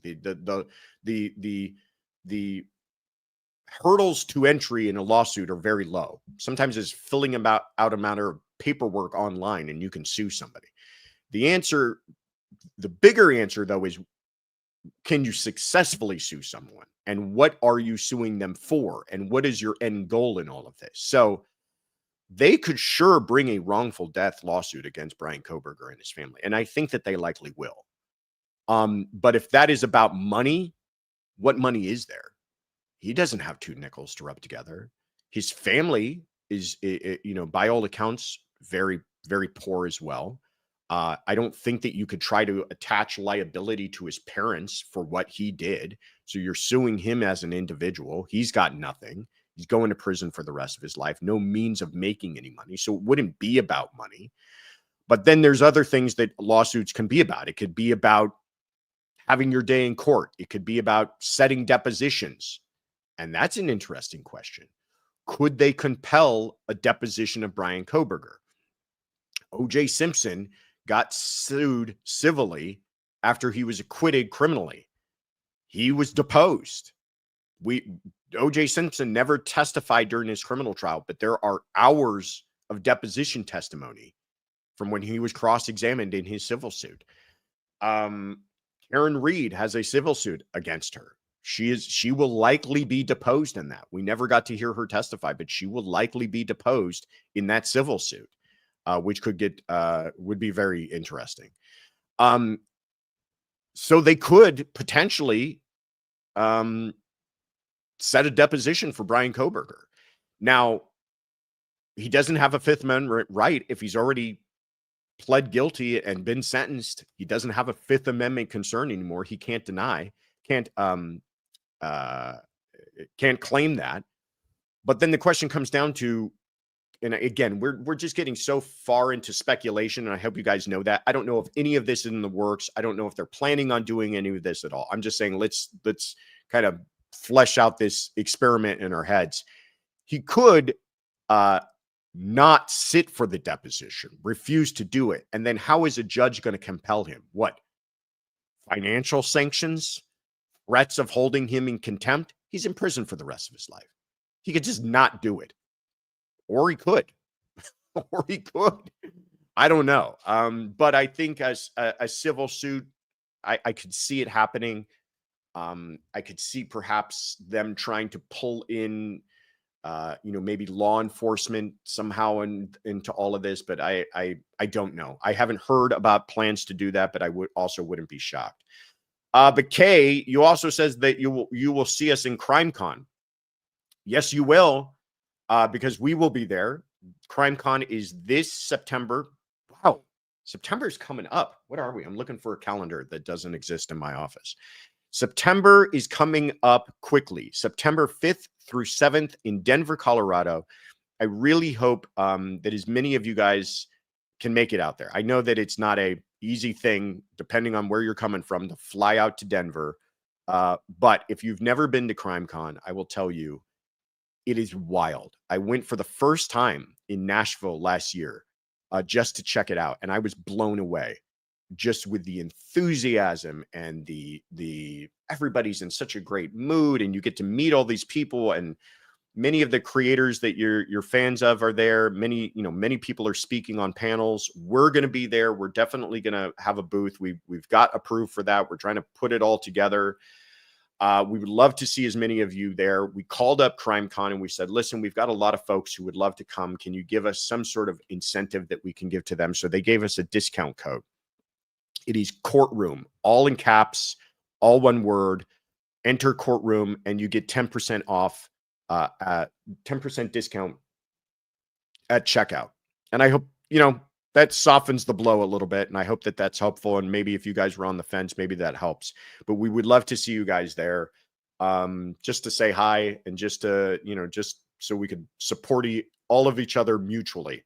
So put it on your calendars, everybody. September 5th through 7th in Denver. We will be there. Kaylin's going, if that makes a difference. Kaylin and Tisu's are going. Tiffany's there. Maybe that's the real selling point I should push out there. Kaylin and Tiffany will be there. If you were wondering whether or not you should go, they will both be there. All right. Let's keep it rolling here. Hello, Courtroom Confidential crew. This is Terry L. from Nashville, Tennessee. I had to call, not because I have a question, but a little tiny story. I was sitting in the airport the other day looking for something to do, and I picked up a book by James Patterson called Walk the Blue Line. In that book was a chapter about a murder in Los Angeles County, and it happened to be the one that Josh told the story about the man that was decapitated, the doctor, and I totally went blank on the name at the second. Anyway, I was reading it and I was like, this is Josh's story. And sure enough, it was. And I just wanted to give a shout out. I'm not paid. James Patterson didn't pay me, but I just thought it was really neat if y'all wanted to check that out and read the cops side of the story that was called to investigate that. Because that story has stuck with me since Josh told it. And I didn't know if he knew that that's in a James Patterson book. And so just thought I would share that with the crew. Terry from Nashville, Tennessee. Let's put Nashville on the map. I went to Nashville, like I said, last year for the first time. Really loved it. Want to go back. Want to have an excuse to go back. I will say, I love airports and flying. I mean, yes, it's a pain. Yes, it can be awful sometimes, but it is funny how I will do things that I never do in normal life when I'm either on a plane or at an airport. One of the things is, for some reason, I love to drink ginger ale on a plane. Like when they're coming around serving drinks, it's like ginger ale. Never want ginger ale any other time. And then it's like, you know what?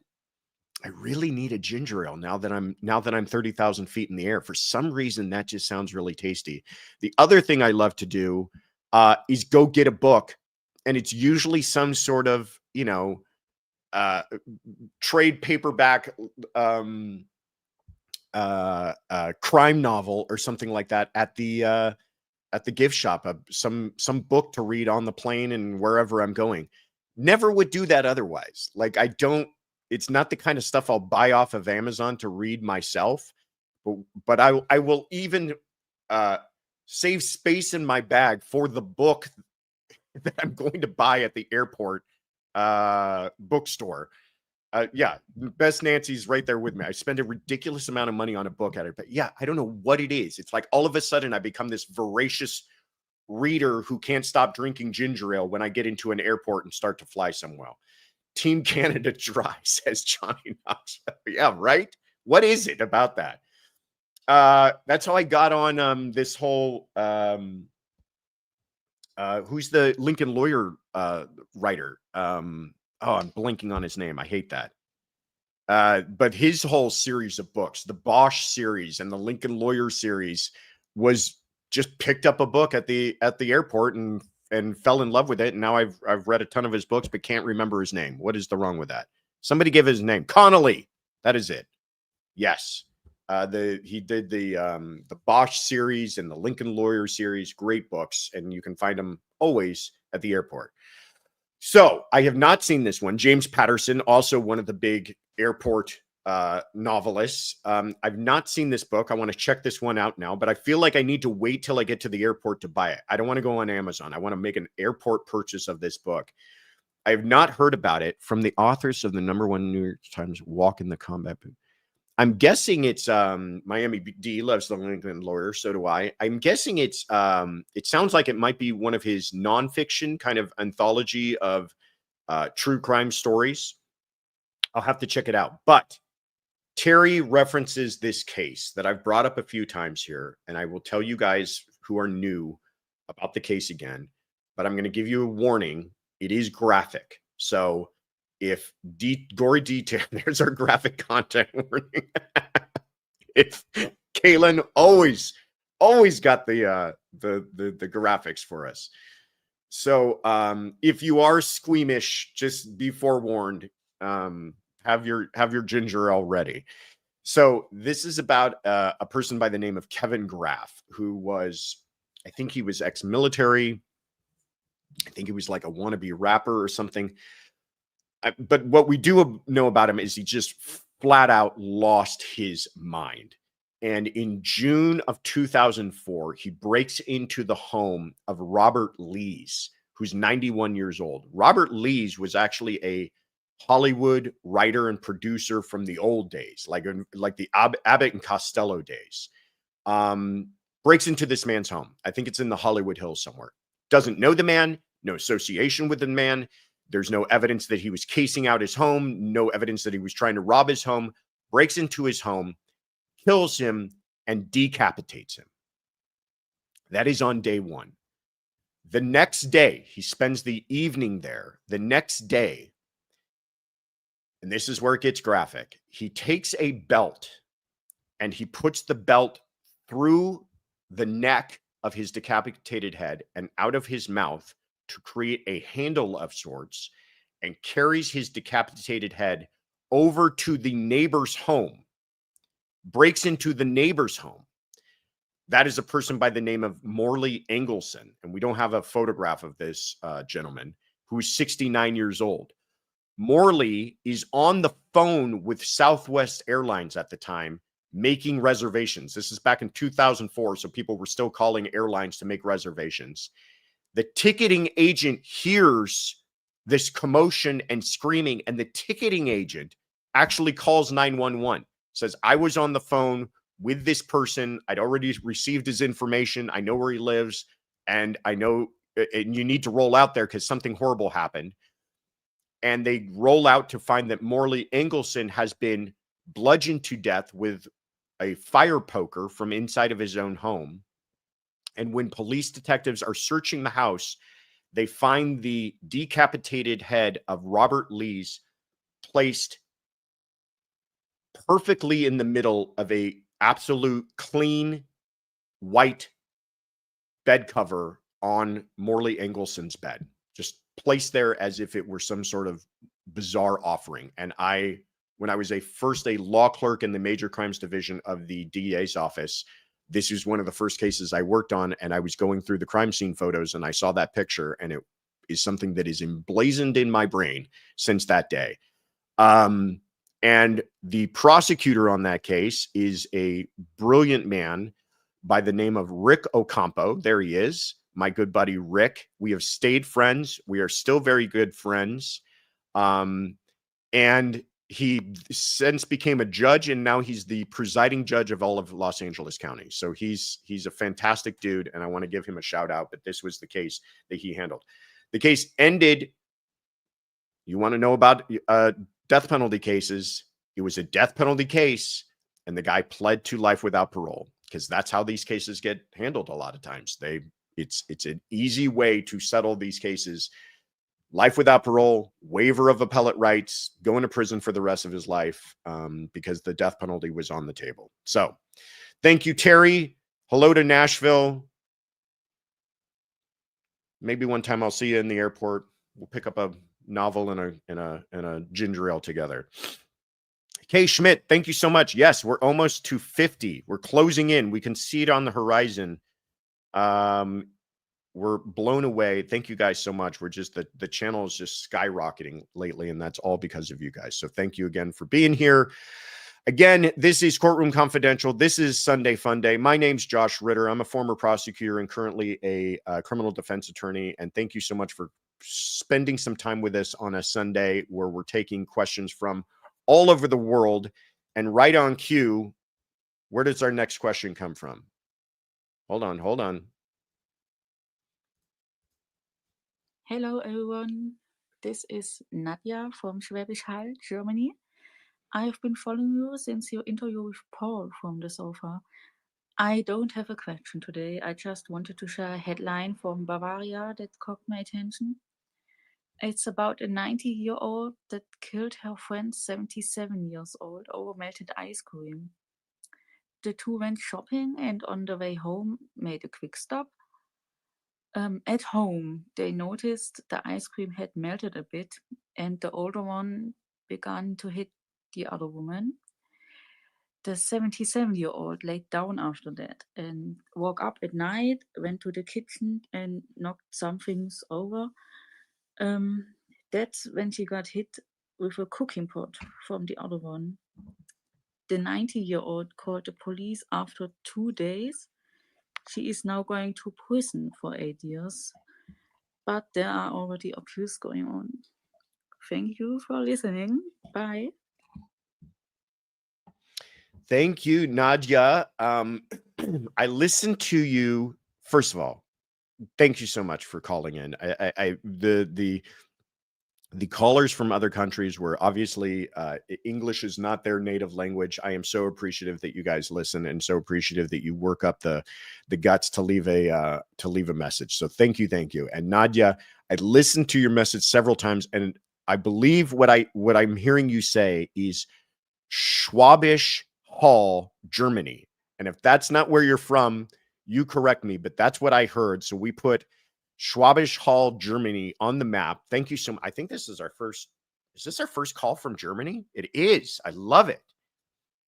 Look at that. Slowly taking over the world. Courtroom Confidential. And yes, this case I had not heard of, so thank you. And it is a wild case. So you did a great job of giving us the facts. I'll just kind of repeat them a little bit for everybody if you weren't able to catch all of that. But there is a woman who's 90 years old that is, because we've talked about this earlier, they do not cover cases the same in other countries as they do in the US.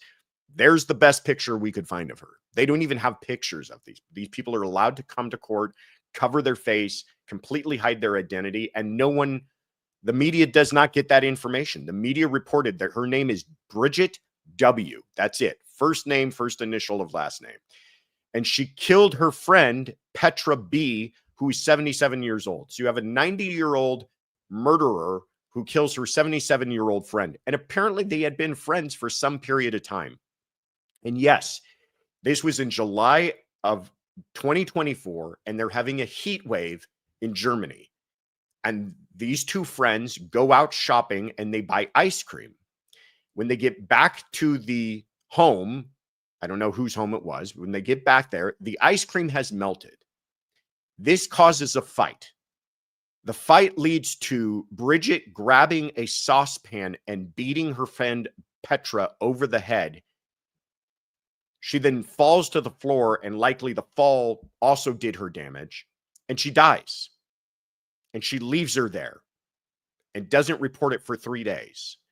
When police finally respond, there's evidence that she did cleanup and everything else. When police finally are contacted somehow, she says that her friend fell and wanted to stay on the floor and sleep there. So she let her because the floor was cool and she didn't realize there was any problems. Well, there's a history of abuse apparently between these friends. It's a horrific story. And yeah, she's going to prison. I don't know for how long, but it's just a mind-blowing case.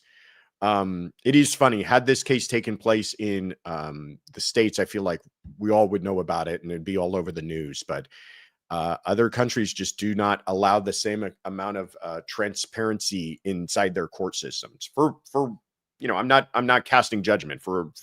I'm sure they've got good reasons for it, but. What a crazy case. But Nadja from Schwäbisch Hall, Germany. Thank you so much. Dankeschön. And Kay Schmidt also a German name, says gifts us some membership, so appreciate that. All right, Aktun, let's keep it rolling here.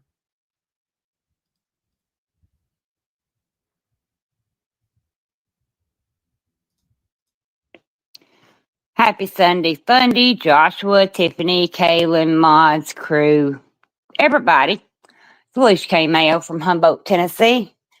Joshua, the tragic floods in Texas got me to thinking about other floods. So let's go back to 1983 to Quincy, Illinois, and West Quincy, Missouri, and the Great Flood. Known arsonist James Scott was convicted apparently twice of causing the flood, and apparently he received 20 years to life in prison. I'm all for creative prosecutions and creative use of established laws that are on the books. But good granny gravy, what in the world happened there? And is he still in prison?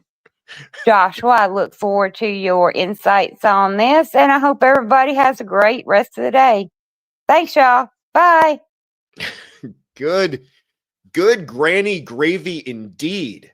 Alicia K. Mayo from Humboldt, Tennessee. Let's put you on the map. Always coming up with the bizarre cases from out of the woodworks. I appreciate it. Yeah, James Scott. So, in what has been referred to or known as the Great Flood of 1993, this was a flood of the Mississippi River in Quincy, Missouri. Story goes, James Scott was one of the people who had been working on the levee that they had created. There was heavy rains coming, a storm coming. They had built up the levee with sandbags and tarps, and it was supposed to keep the Mississippi River at bay and protect the Missouri side of the river.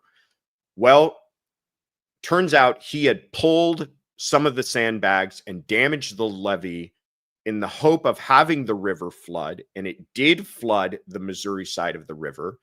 It inundated over 14,000 acres on the Missouri side of the river. In one incident, a barge was sucked into the levee and ended up slamming into a gas station, causing a fire. So this was a horrible disaster, all caused because he broke down this portion of the levee that caused the flooding to take place. He did this, according to people who came forward afterwards. This is so great. He did this because he wanted to strand his wife on the Missouri side of the river so that he could spend the weekend fishing and drinking and have the excuse of the flooding and separating him from his wife. Good granny gravy indeed.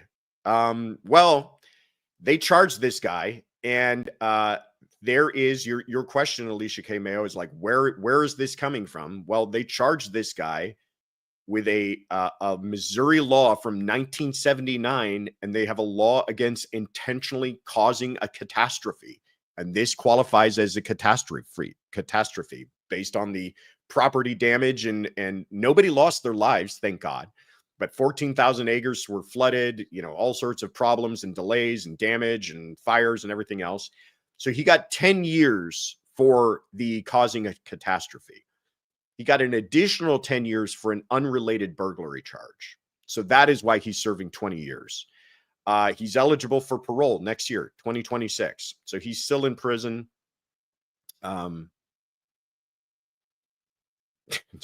Just nothing's funny about this, aside from the fact the lengths that this man went just to have a couple of days to go fishing is pretty remarkable to me. So thank you, Alicia K. Mayo, for that question.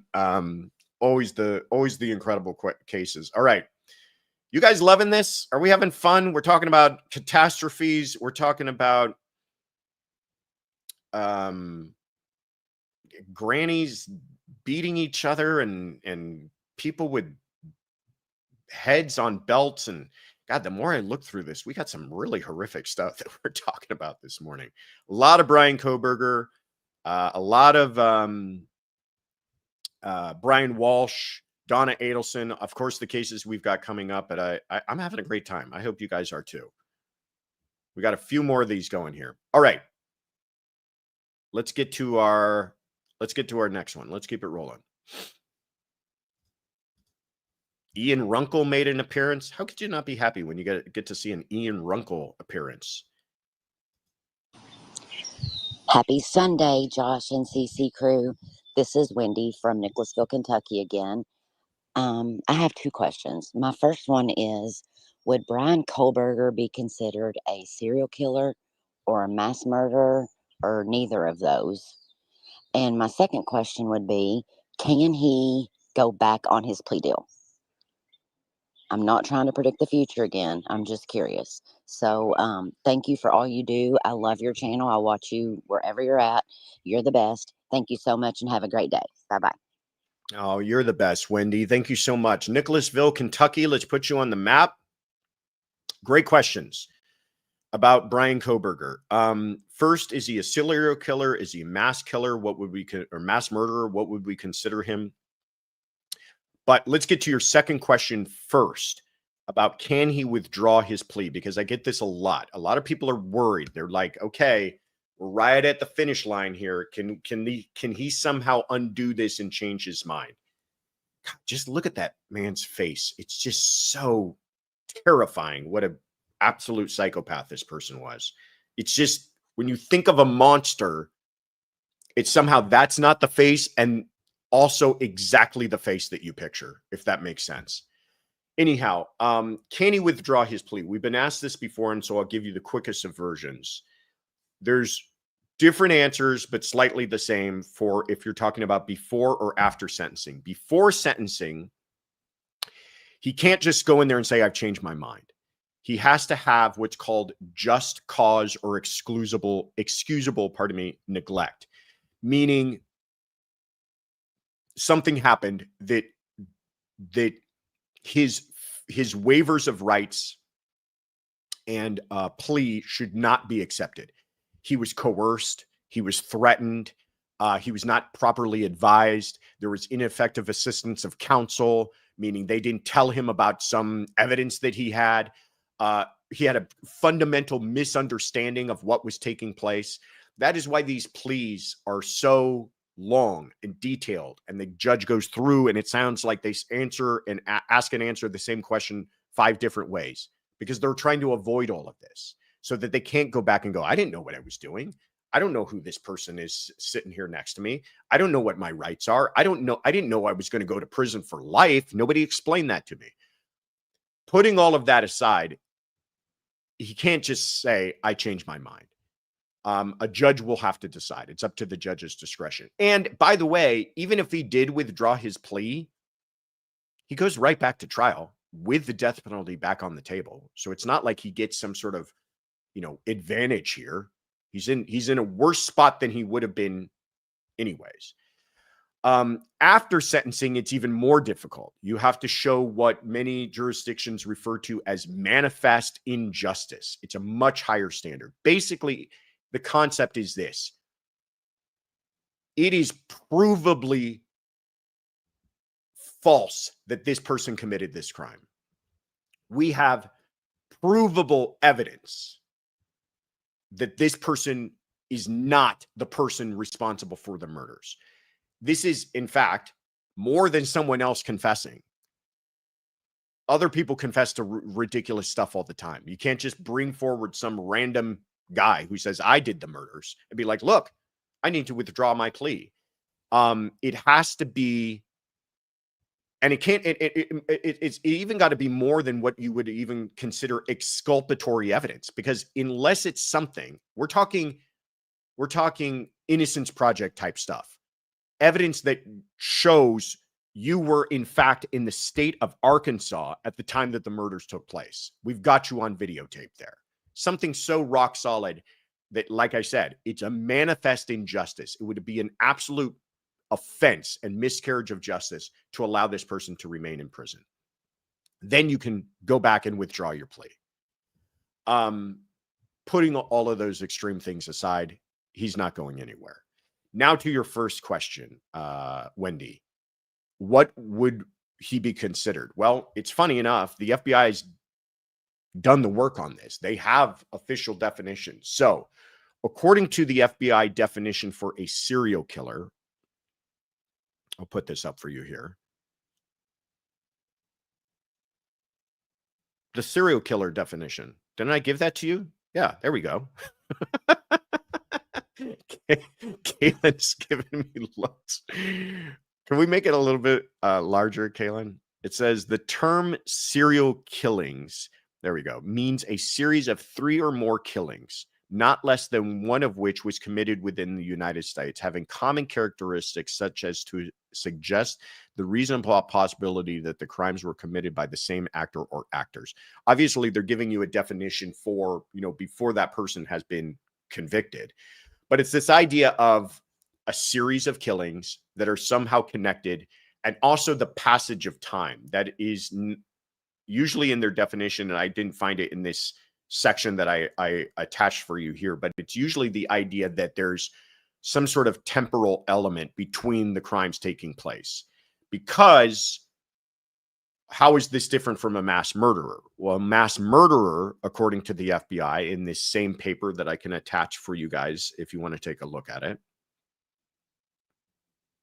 says generally mass murder was described as a number of murders occurring during the same incident with no distinctive time period between the murders. There's that idea that that in a serial killing, they're looking at kind of a, over the course of time in between, whereas mass murder is all at one incident, involving a single location where the killer murdered a number of victims in an ongoing incident. And then they reference things like the San Ysidro McDonald's incident, the Luby restaurant massacre, the Virginia Tech murders. These are all things where it was, person goes into one location and murders a bunch of people all at once. We don't necessarily consider that a serial killing. So under these definitions, I think you guys would all agree, Bryan Kohberger would be considered a mass murderer. He went into one location and in one incident took the lives of 4 beautiful people. But it's not like he systematically went around killing college students in Moscow over a period of time. So for whatever it's worth, he's a mass murderer. And just a monster of a human being. Anyhow, thank you for that, Wendy. Let's keep it moving along here. We're down to the very end, guys. Just got a few more here.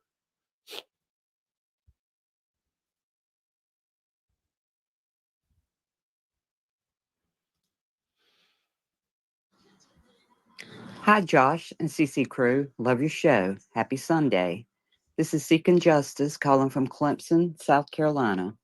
What's your opinion on the judge allowing Stephan Sterns unlawful searches of cell phone in for the trial? Will this be a big appellate issue if he is found guilty? Thanks, Josh. Have a great day. Seeking Justice, so good to hear from you. Let's put Clemson, South Carolina on the map. Another place I've never gone to, the Carolinas. Would love to go. Tiffany, can we go to the Carolinas? Maybe they'll have Crime Con in the Carolinas next year. That would be fun. I need an excuse to go out there. Throw all the kiddos in a plane and go out there. So you're asking about the Stephan Sterns case. This is, of course, the horrible, horrible systematic abuse of Maddie Soto that eventually leads to her murder. And it was recently in court. There he is. I had to show his face. We'll do it for a hot second. He was recently back in court because there was the same issue that we were talking about in the Brian Walshe case of whether or not consent was given to search his phone. Stephan thought he was being clever. He had wiped his phone and he had allowed the officers to search his phone. And he said it was to look at his geolocation on his phone. Well, he's about as brilliant as he is awful.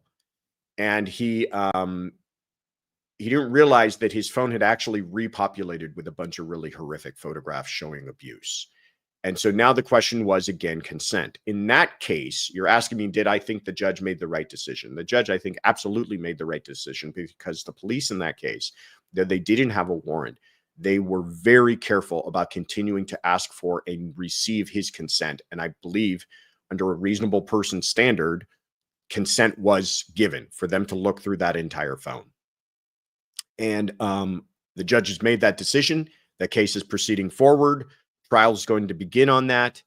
It's going to be a horrible trial for those jurors to sit through, because they're just going to have days and days and days of looking at horrible, horrible images and then deciding about 60 different counts of child abuse.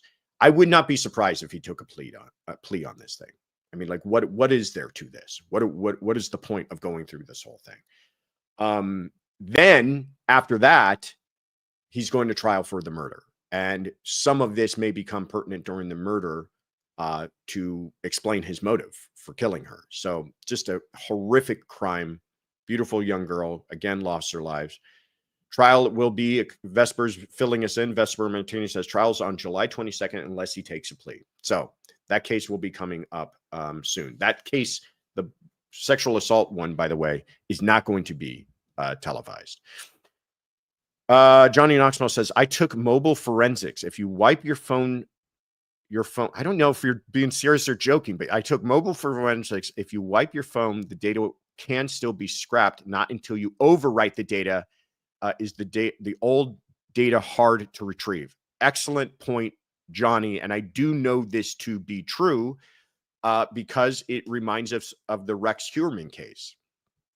They were able to find this quote unquote blueprint planning document on the unallocated, I think is how it's described, data. He had deleted it. But deleting, I think, is to Johnny's point,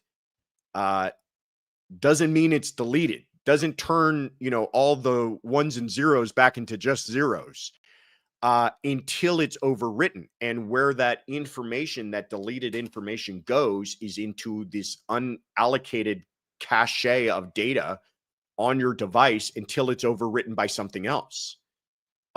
So that's how they were able to find it in the Rex Heuermann case.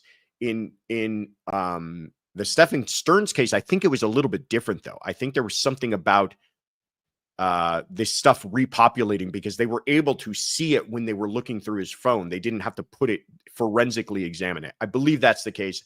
I could be wrong. I have not followed that case as closely as we have others. I know I talked to Gisela from Grizzly True Crime about it quite a bit, and I think that was the understanding that she gave me. But thank you guys, and thank you, Johnny, for the adding those further insights. All right, let's keep it rolling. Where are we here?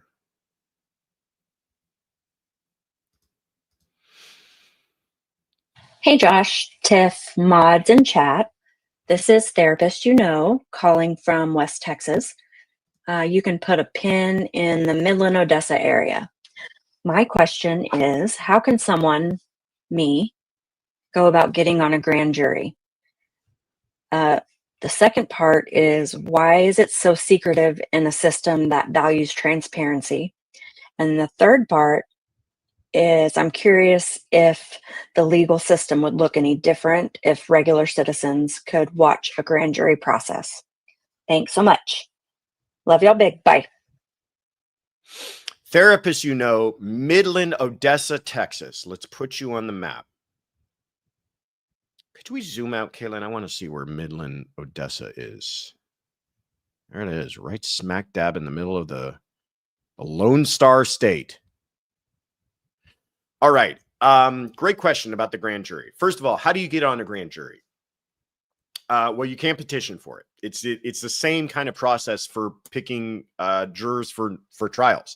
You're randomly selected from the public. You get sent a summons, and it just happens to be a grand jury summons.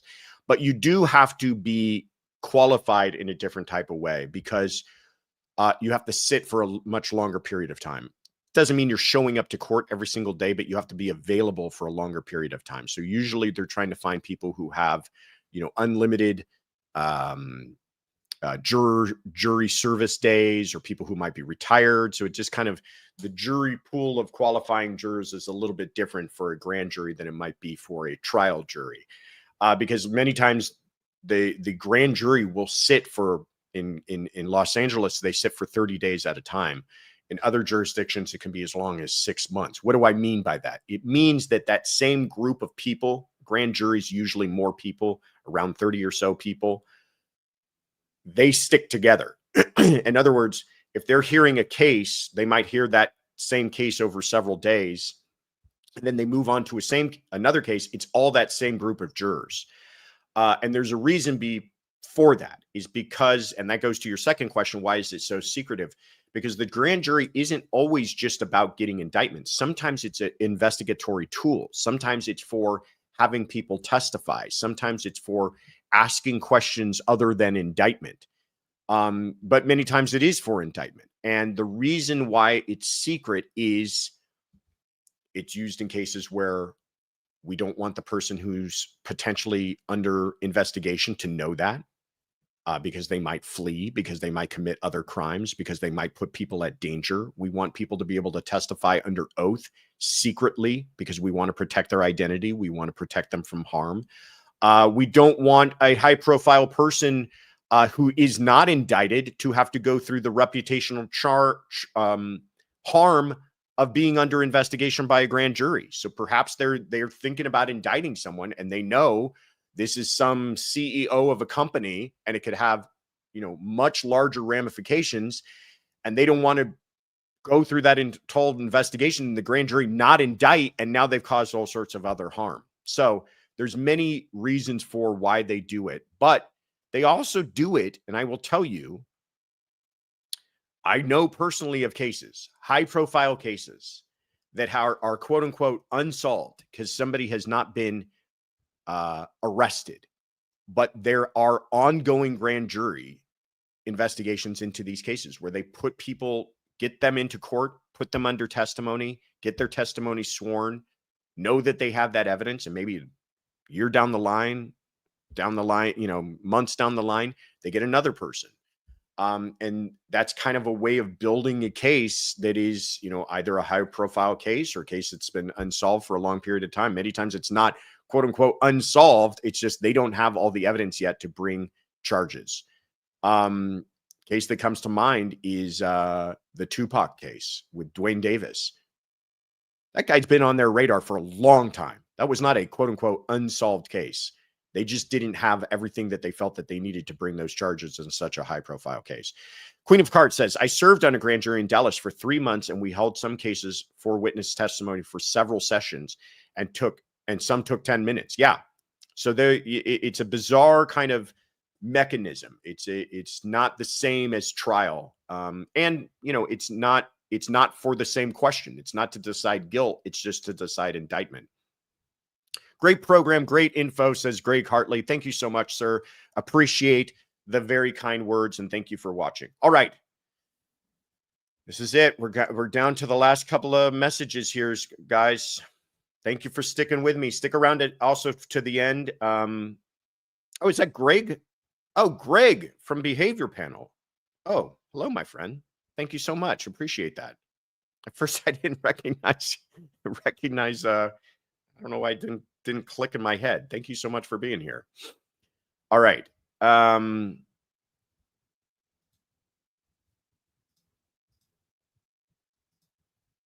Oops. Now Greg got me all nervous. Here we go.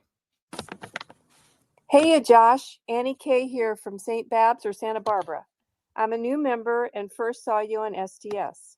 In a time of competitive, often self-involved podcasts, it's heartening to see podcasters having one another on as guests, promoting each other, and being so inclusive. I'd enjoy your take on that.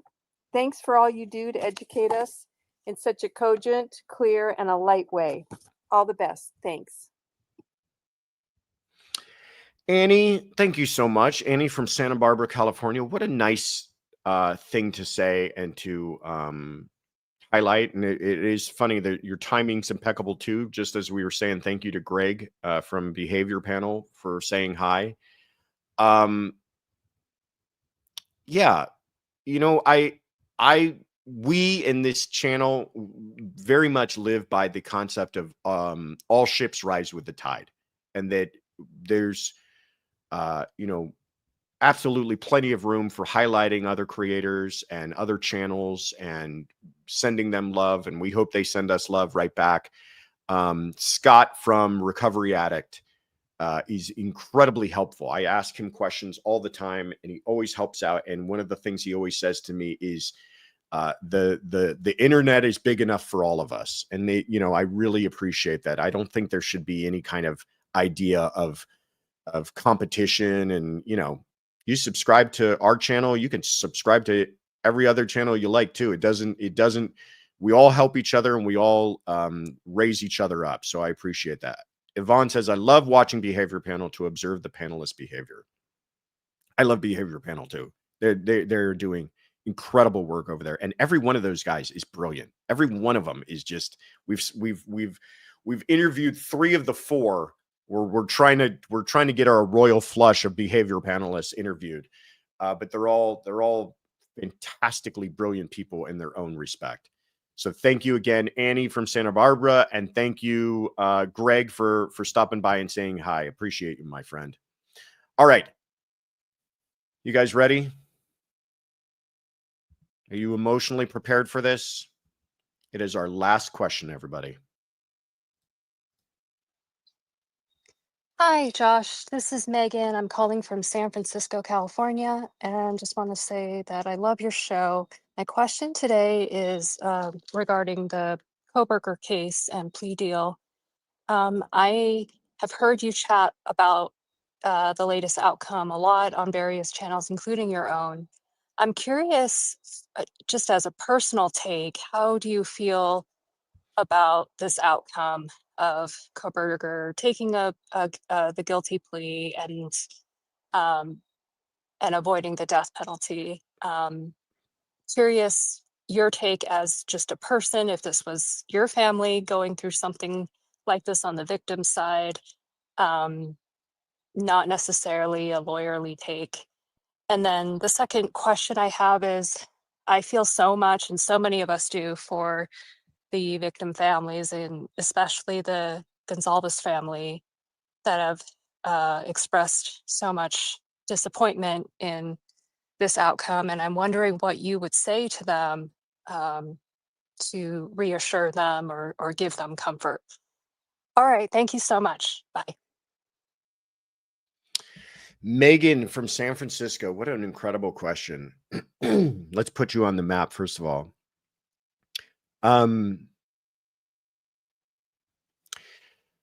Yeah, I've talked about this case and the plea deal a lot from a prosecutor's perspective.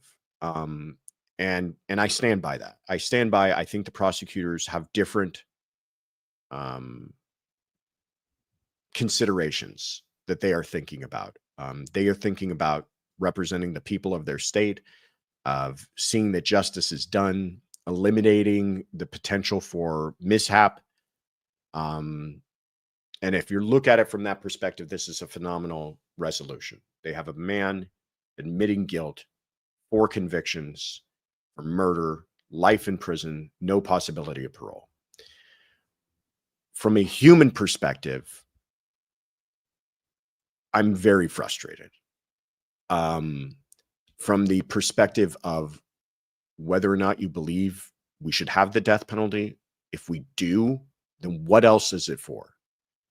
If we are going to say that there is a ultimate punishment, that you can do something so heinous that we don't even want to share the same air as you again, and we as a people have decided that we would like to put you to death for what you have done, to send a message, there can't be a greater crime than this.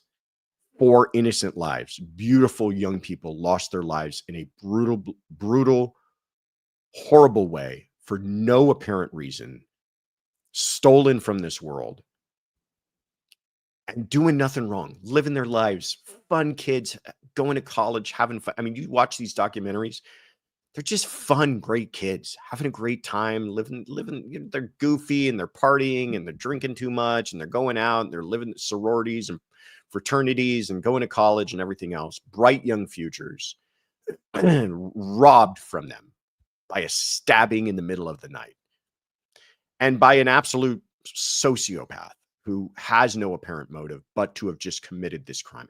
The more you think about it, the more upset you get, the more you want that person put to death. Putting your religious or ethical or moral reasons aside, there's something inside of us that says we don't want this person amongst us. So I get that. And I get what the families are going through. And they're each mourning this and dealing with this in their own respective ways. And I respect every single one of them. And I give them that space and grace to do that. And I can't imagine what they're going through. Far be it from me to try to offer any sort of criticism as to how they should be handling this. So if the Gonzalez family wants to feel furious and wants to continue to fight this fight, have at it. They got my support. And if the other families are more accepting of this and finding peace in this resolution, then, my prayers be with them as well. I am from a personal perspective torn. I wanted this played out in court. I wanted that evidence seen. I wanted that moment. I wanted to hear 12 people say guilty. I wanted to hear 12 people say death penalty. But that's, my desires might be motivated by other things, but I certainly understand what those families are going through. And I understand why the prosecutor made the decision that they did. Kathy says there's no guarantee. Oops. I missed. Kathy says there's no guarantee that he would have even been convicted, in my opinion. I have all the love for all the families and the survivors, but this was the best outcome. I agree with you, Kathy. I mean, there's no, I don't think there was a very good chance of an acquittal at all, but there's a chance of a hung jury. You imagine a hung jury. You imagine this coming back 11-1 and they got to go through all of this again because one juror just couldn't wrap their head around some concept or something. I mean, sometimes these cases end up like that. And then you're talking about a retrial and then you get through the trial and you get a conviction. There's no guarantee you get a death penalty out of it. A lot of times these cases end up with a conviction and those jurors just cannot make that decision at the very end. And the person gets life without parole anyways. And then they have their right to appeal. And then we hear from them every so many years. And then they're appealing this decision and that decision. This ends all of that. But you're asking me to be a human. You're asking me to be a father. You're asking me to be a brother or friend of these people and what they went through. I get it. I want blood. You'd have a hard time keeping me in my seat, not jumping over the bench and going after that man with my own bare hands. So I get it. Thank you so much, Megan, for bringing us home with that. You guys have been all phenomenal for sticking around. Here's some announcements for you. First of all, have you heard about Courtroom Confidential reaching 45,000 subscribers? If that doesn't blow your mind, I don't know what does. We are so thankful to all of you for everybody showing up here, for everybody supporting us, for sharing this with your friends, for continuing to stick with us. Thank you. Thank you. Thank you. Thank you. And we hope that you follow us on our other outlets as well. We've got our YouTube, but we're putting stuff over on Facebook. We're trying to really build up that community. We've got our Twitter account or X. Here's all of our handles. Follow us at Courtroom Confidential at Facebook, at CR Confidential on X, at The Courtroom Confidential on Instagram. We're starting to really put out more content there, just little ways to keep in touch with us, little ways to follow things that we're up to. And as always, go to thecourtroomconfidential.com for everything else. Let me throw that up there really quickly.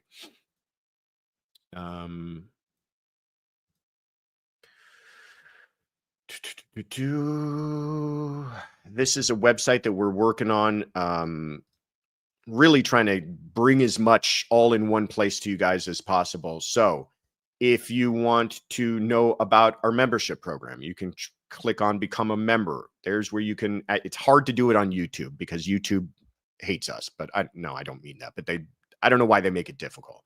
But if you go to the Courtroom Confidential, you'll have all the links. You can become a member on there. If you want to leave us a voice message, you click on the voice message button. Then we'll hear your message and answer your question at the next Sunday Funday. And if you want to shop for any of the merch, what am I wearing? What is this today? How do I make this smaller, bigger or smaller? What shirt am I wearing today here? What is this, Tiffany? See, we got the new logo up there. It's like a light blue. I don't know what you want to call it. Baby blue. Josh's shirt color. Chambray. Chambray, says CMAC. Ooh la la. I like that. Okay. If you want to pick up a chambray t-shirt, then you know where to go. All of that is on thecourtroomconfidential.com. All right. What other announcements do I got for you guys? We have our weekly roundup is up already. We covered that this Saturday. We talked about Raul Valle. He was acquitted, incredibly. We talked about Brooks Houck. He was convicted. We talked about James Craig, Corey Richins, both trials coming up pretty soon here. That James Craig mugshot is just phenomenal. The lighting and everything and the look on his face. What a horrible human being. If true, allegations. Then stay tuned. Monday. Oh, we're having a fun guest on Monday. You guys might know of or be a big fan of Mike King from Profiling Evil. We've interviewed him before, but he's going to come on Monday, and we're going to talk about James Craig coming up. He's been following that case very closely. We should have a really good conversation. So please, please, please be back here on Monday at 5 p.m. Pacific, 8 p.m. Eastern. That's tomorrow. Put it in your calendars. We'll be talking to Mike King about, a few other things, but talking about James Craig for sure. Then Wednesday, we've got one of your favorites. Everybody loves him. Matt Murphy is back. He is a former prosecutor. He is the author of the Book of Murder. He's also a really good friend, really nice guy, and a brilliant dude. And we're going to be talking about, I think, just a bunch of other stuff, kind of getting his reactions on Kohberger. He was not a fan of the plea deal, so we'll get into that. Talking about a bunch of other stuff, but great guy, Matt Murphy. And then this Saturday, if you are one of our members who are in our classified level and above, now is your time, if you're not, to join classified and above, because we are having our monthly July members only live. That will be this coming Saturday, July 19th at 9 a.m. Pacific, noon Eastern. Gene Hansford, thank you so much for becoming a member. And we talk about all sorts of goofy stuff. We talk about books we're reading. We talk about shows we're watching. We talk about things we're cooking. I tell all the gory stories. I share all the pictures. It's just kind of a more of behind the scenes fun stuff. We do it every single month, and we hope you guys enjoy it. That's coming up this Saturday at July 19th, 9 a.m. Pacific, noon Eastern, for everybody who is in the classified level and above. All right, guys, that's everything I got for you. This has been fantastic. Thank you all again. This was such a great Sunday Fun Day. I hope you guys all enjoy the rest of your day. I want to give a special shout out to our mods, Afton and Kathy and Sonia. Thank you so much for being here and helping us all out. And big thanks to Kaylin and to Tiffany for running everything in the background. And to my computer for not falling apart. I thought it was going to fall apart this morning. We were having trouble, but it stuck it out. So thank you guys so much. Have a wonderful rest of your Sunday. And we will see you guys here tomorrow. Take care, everybody.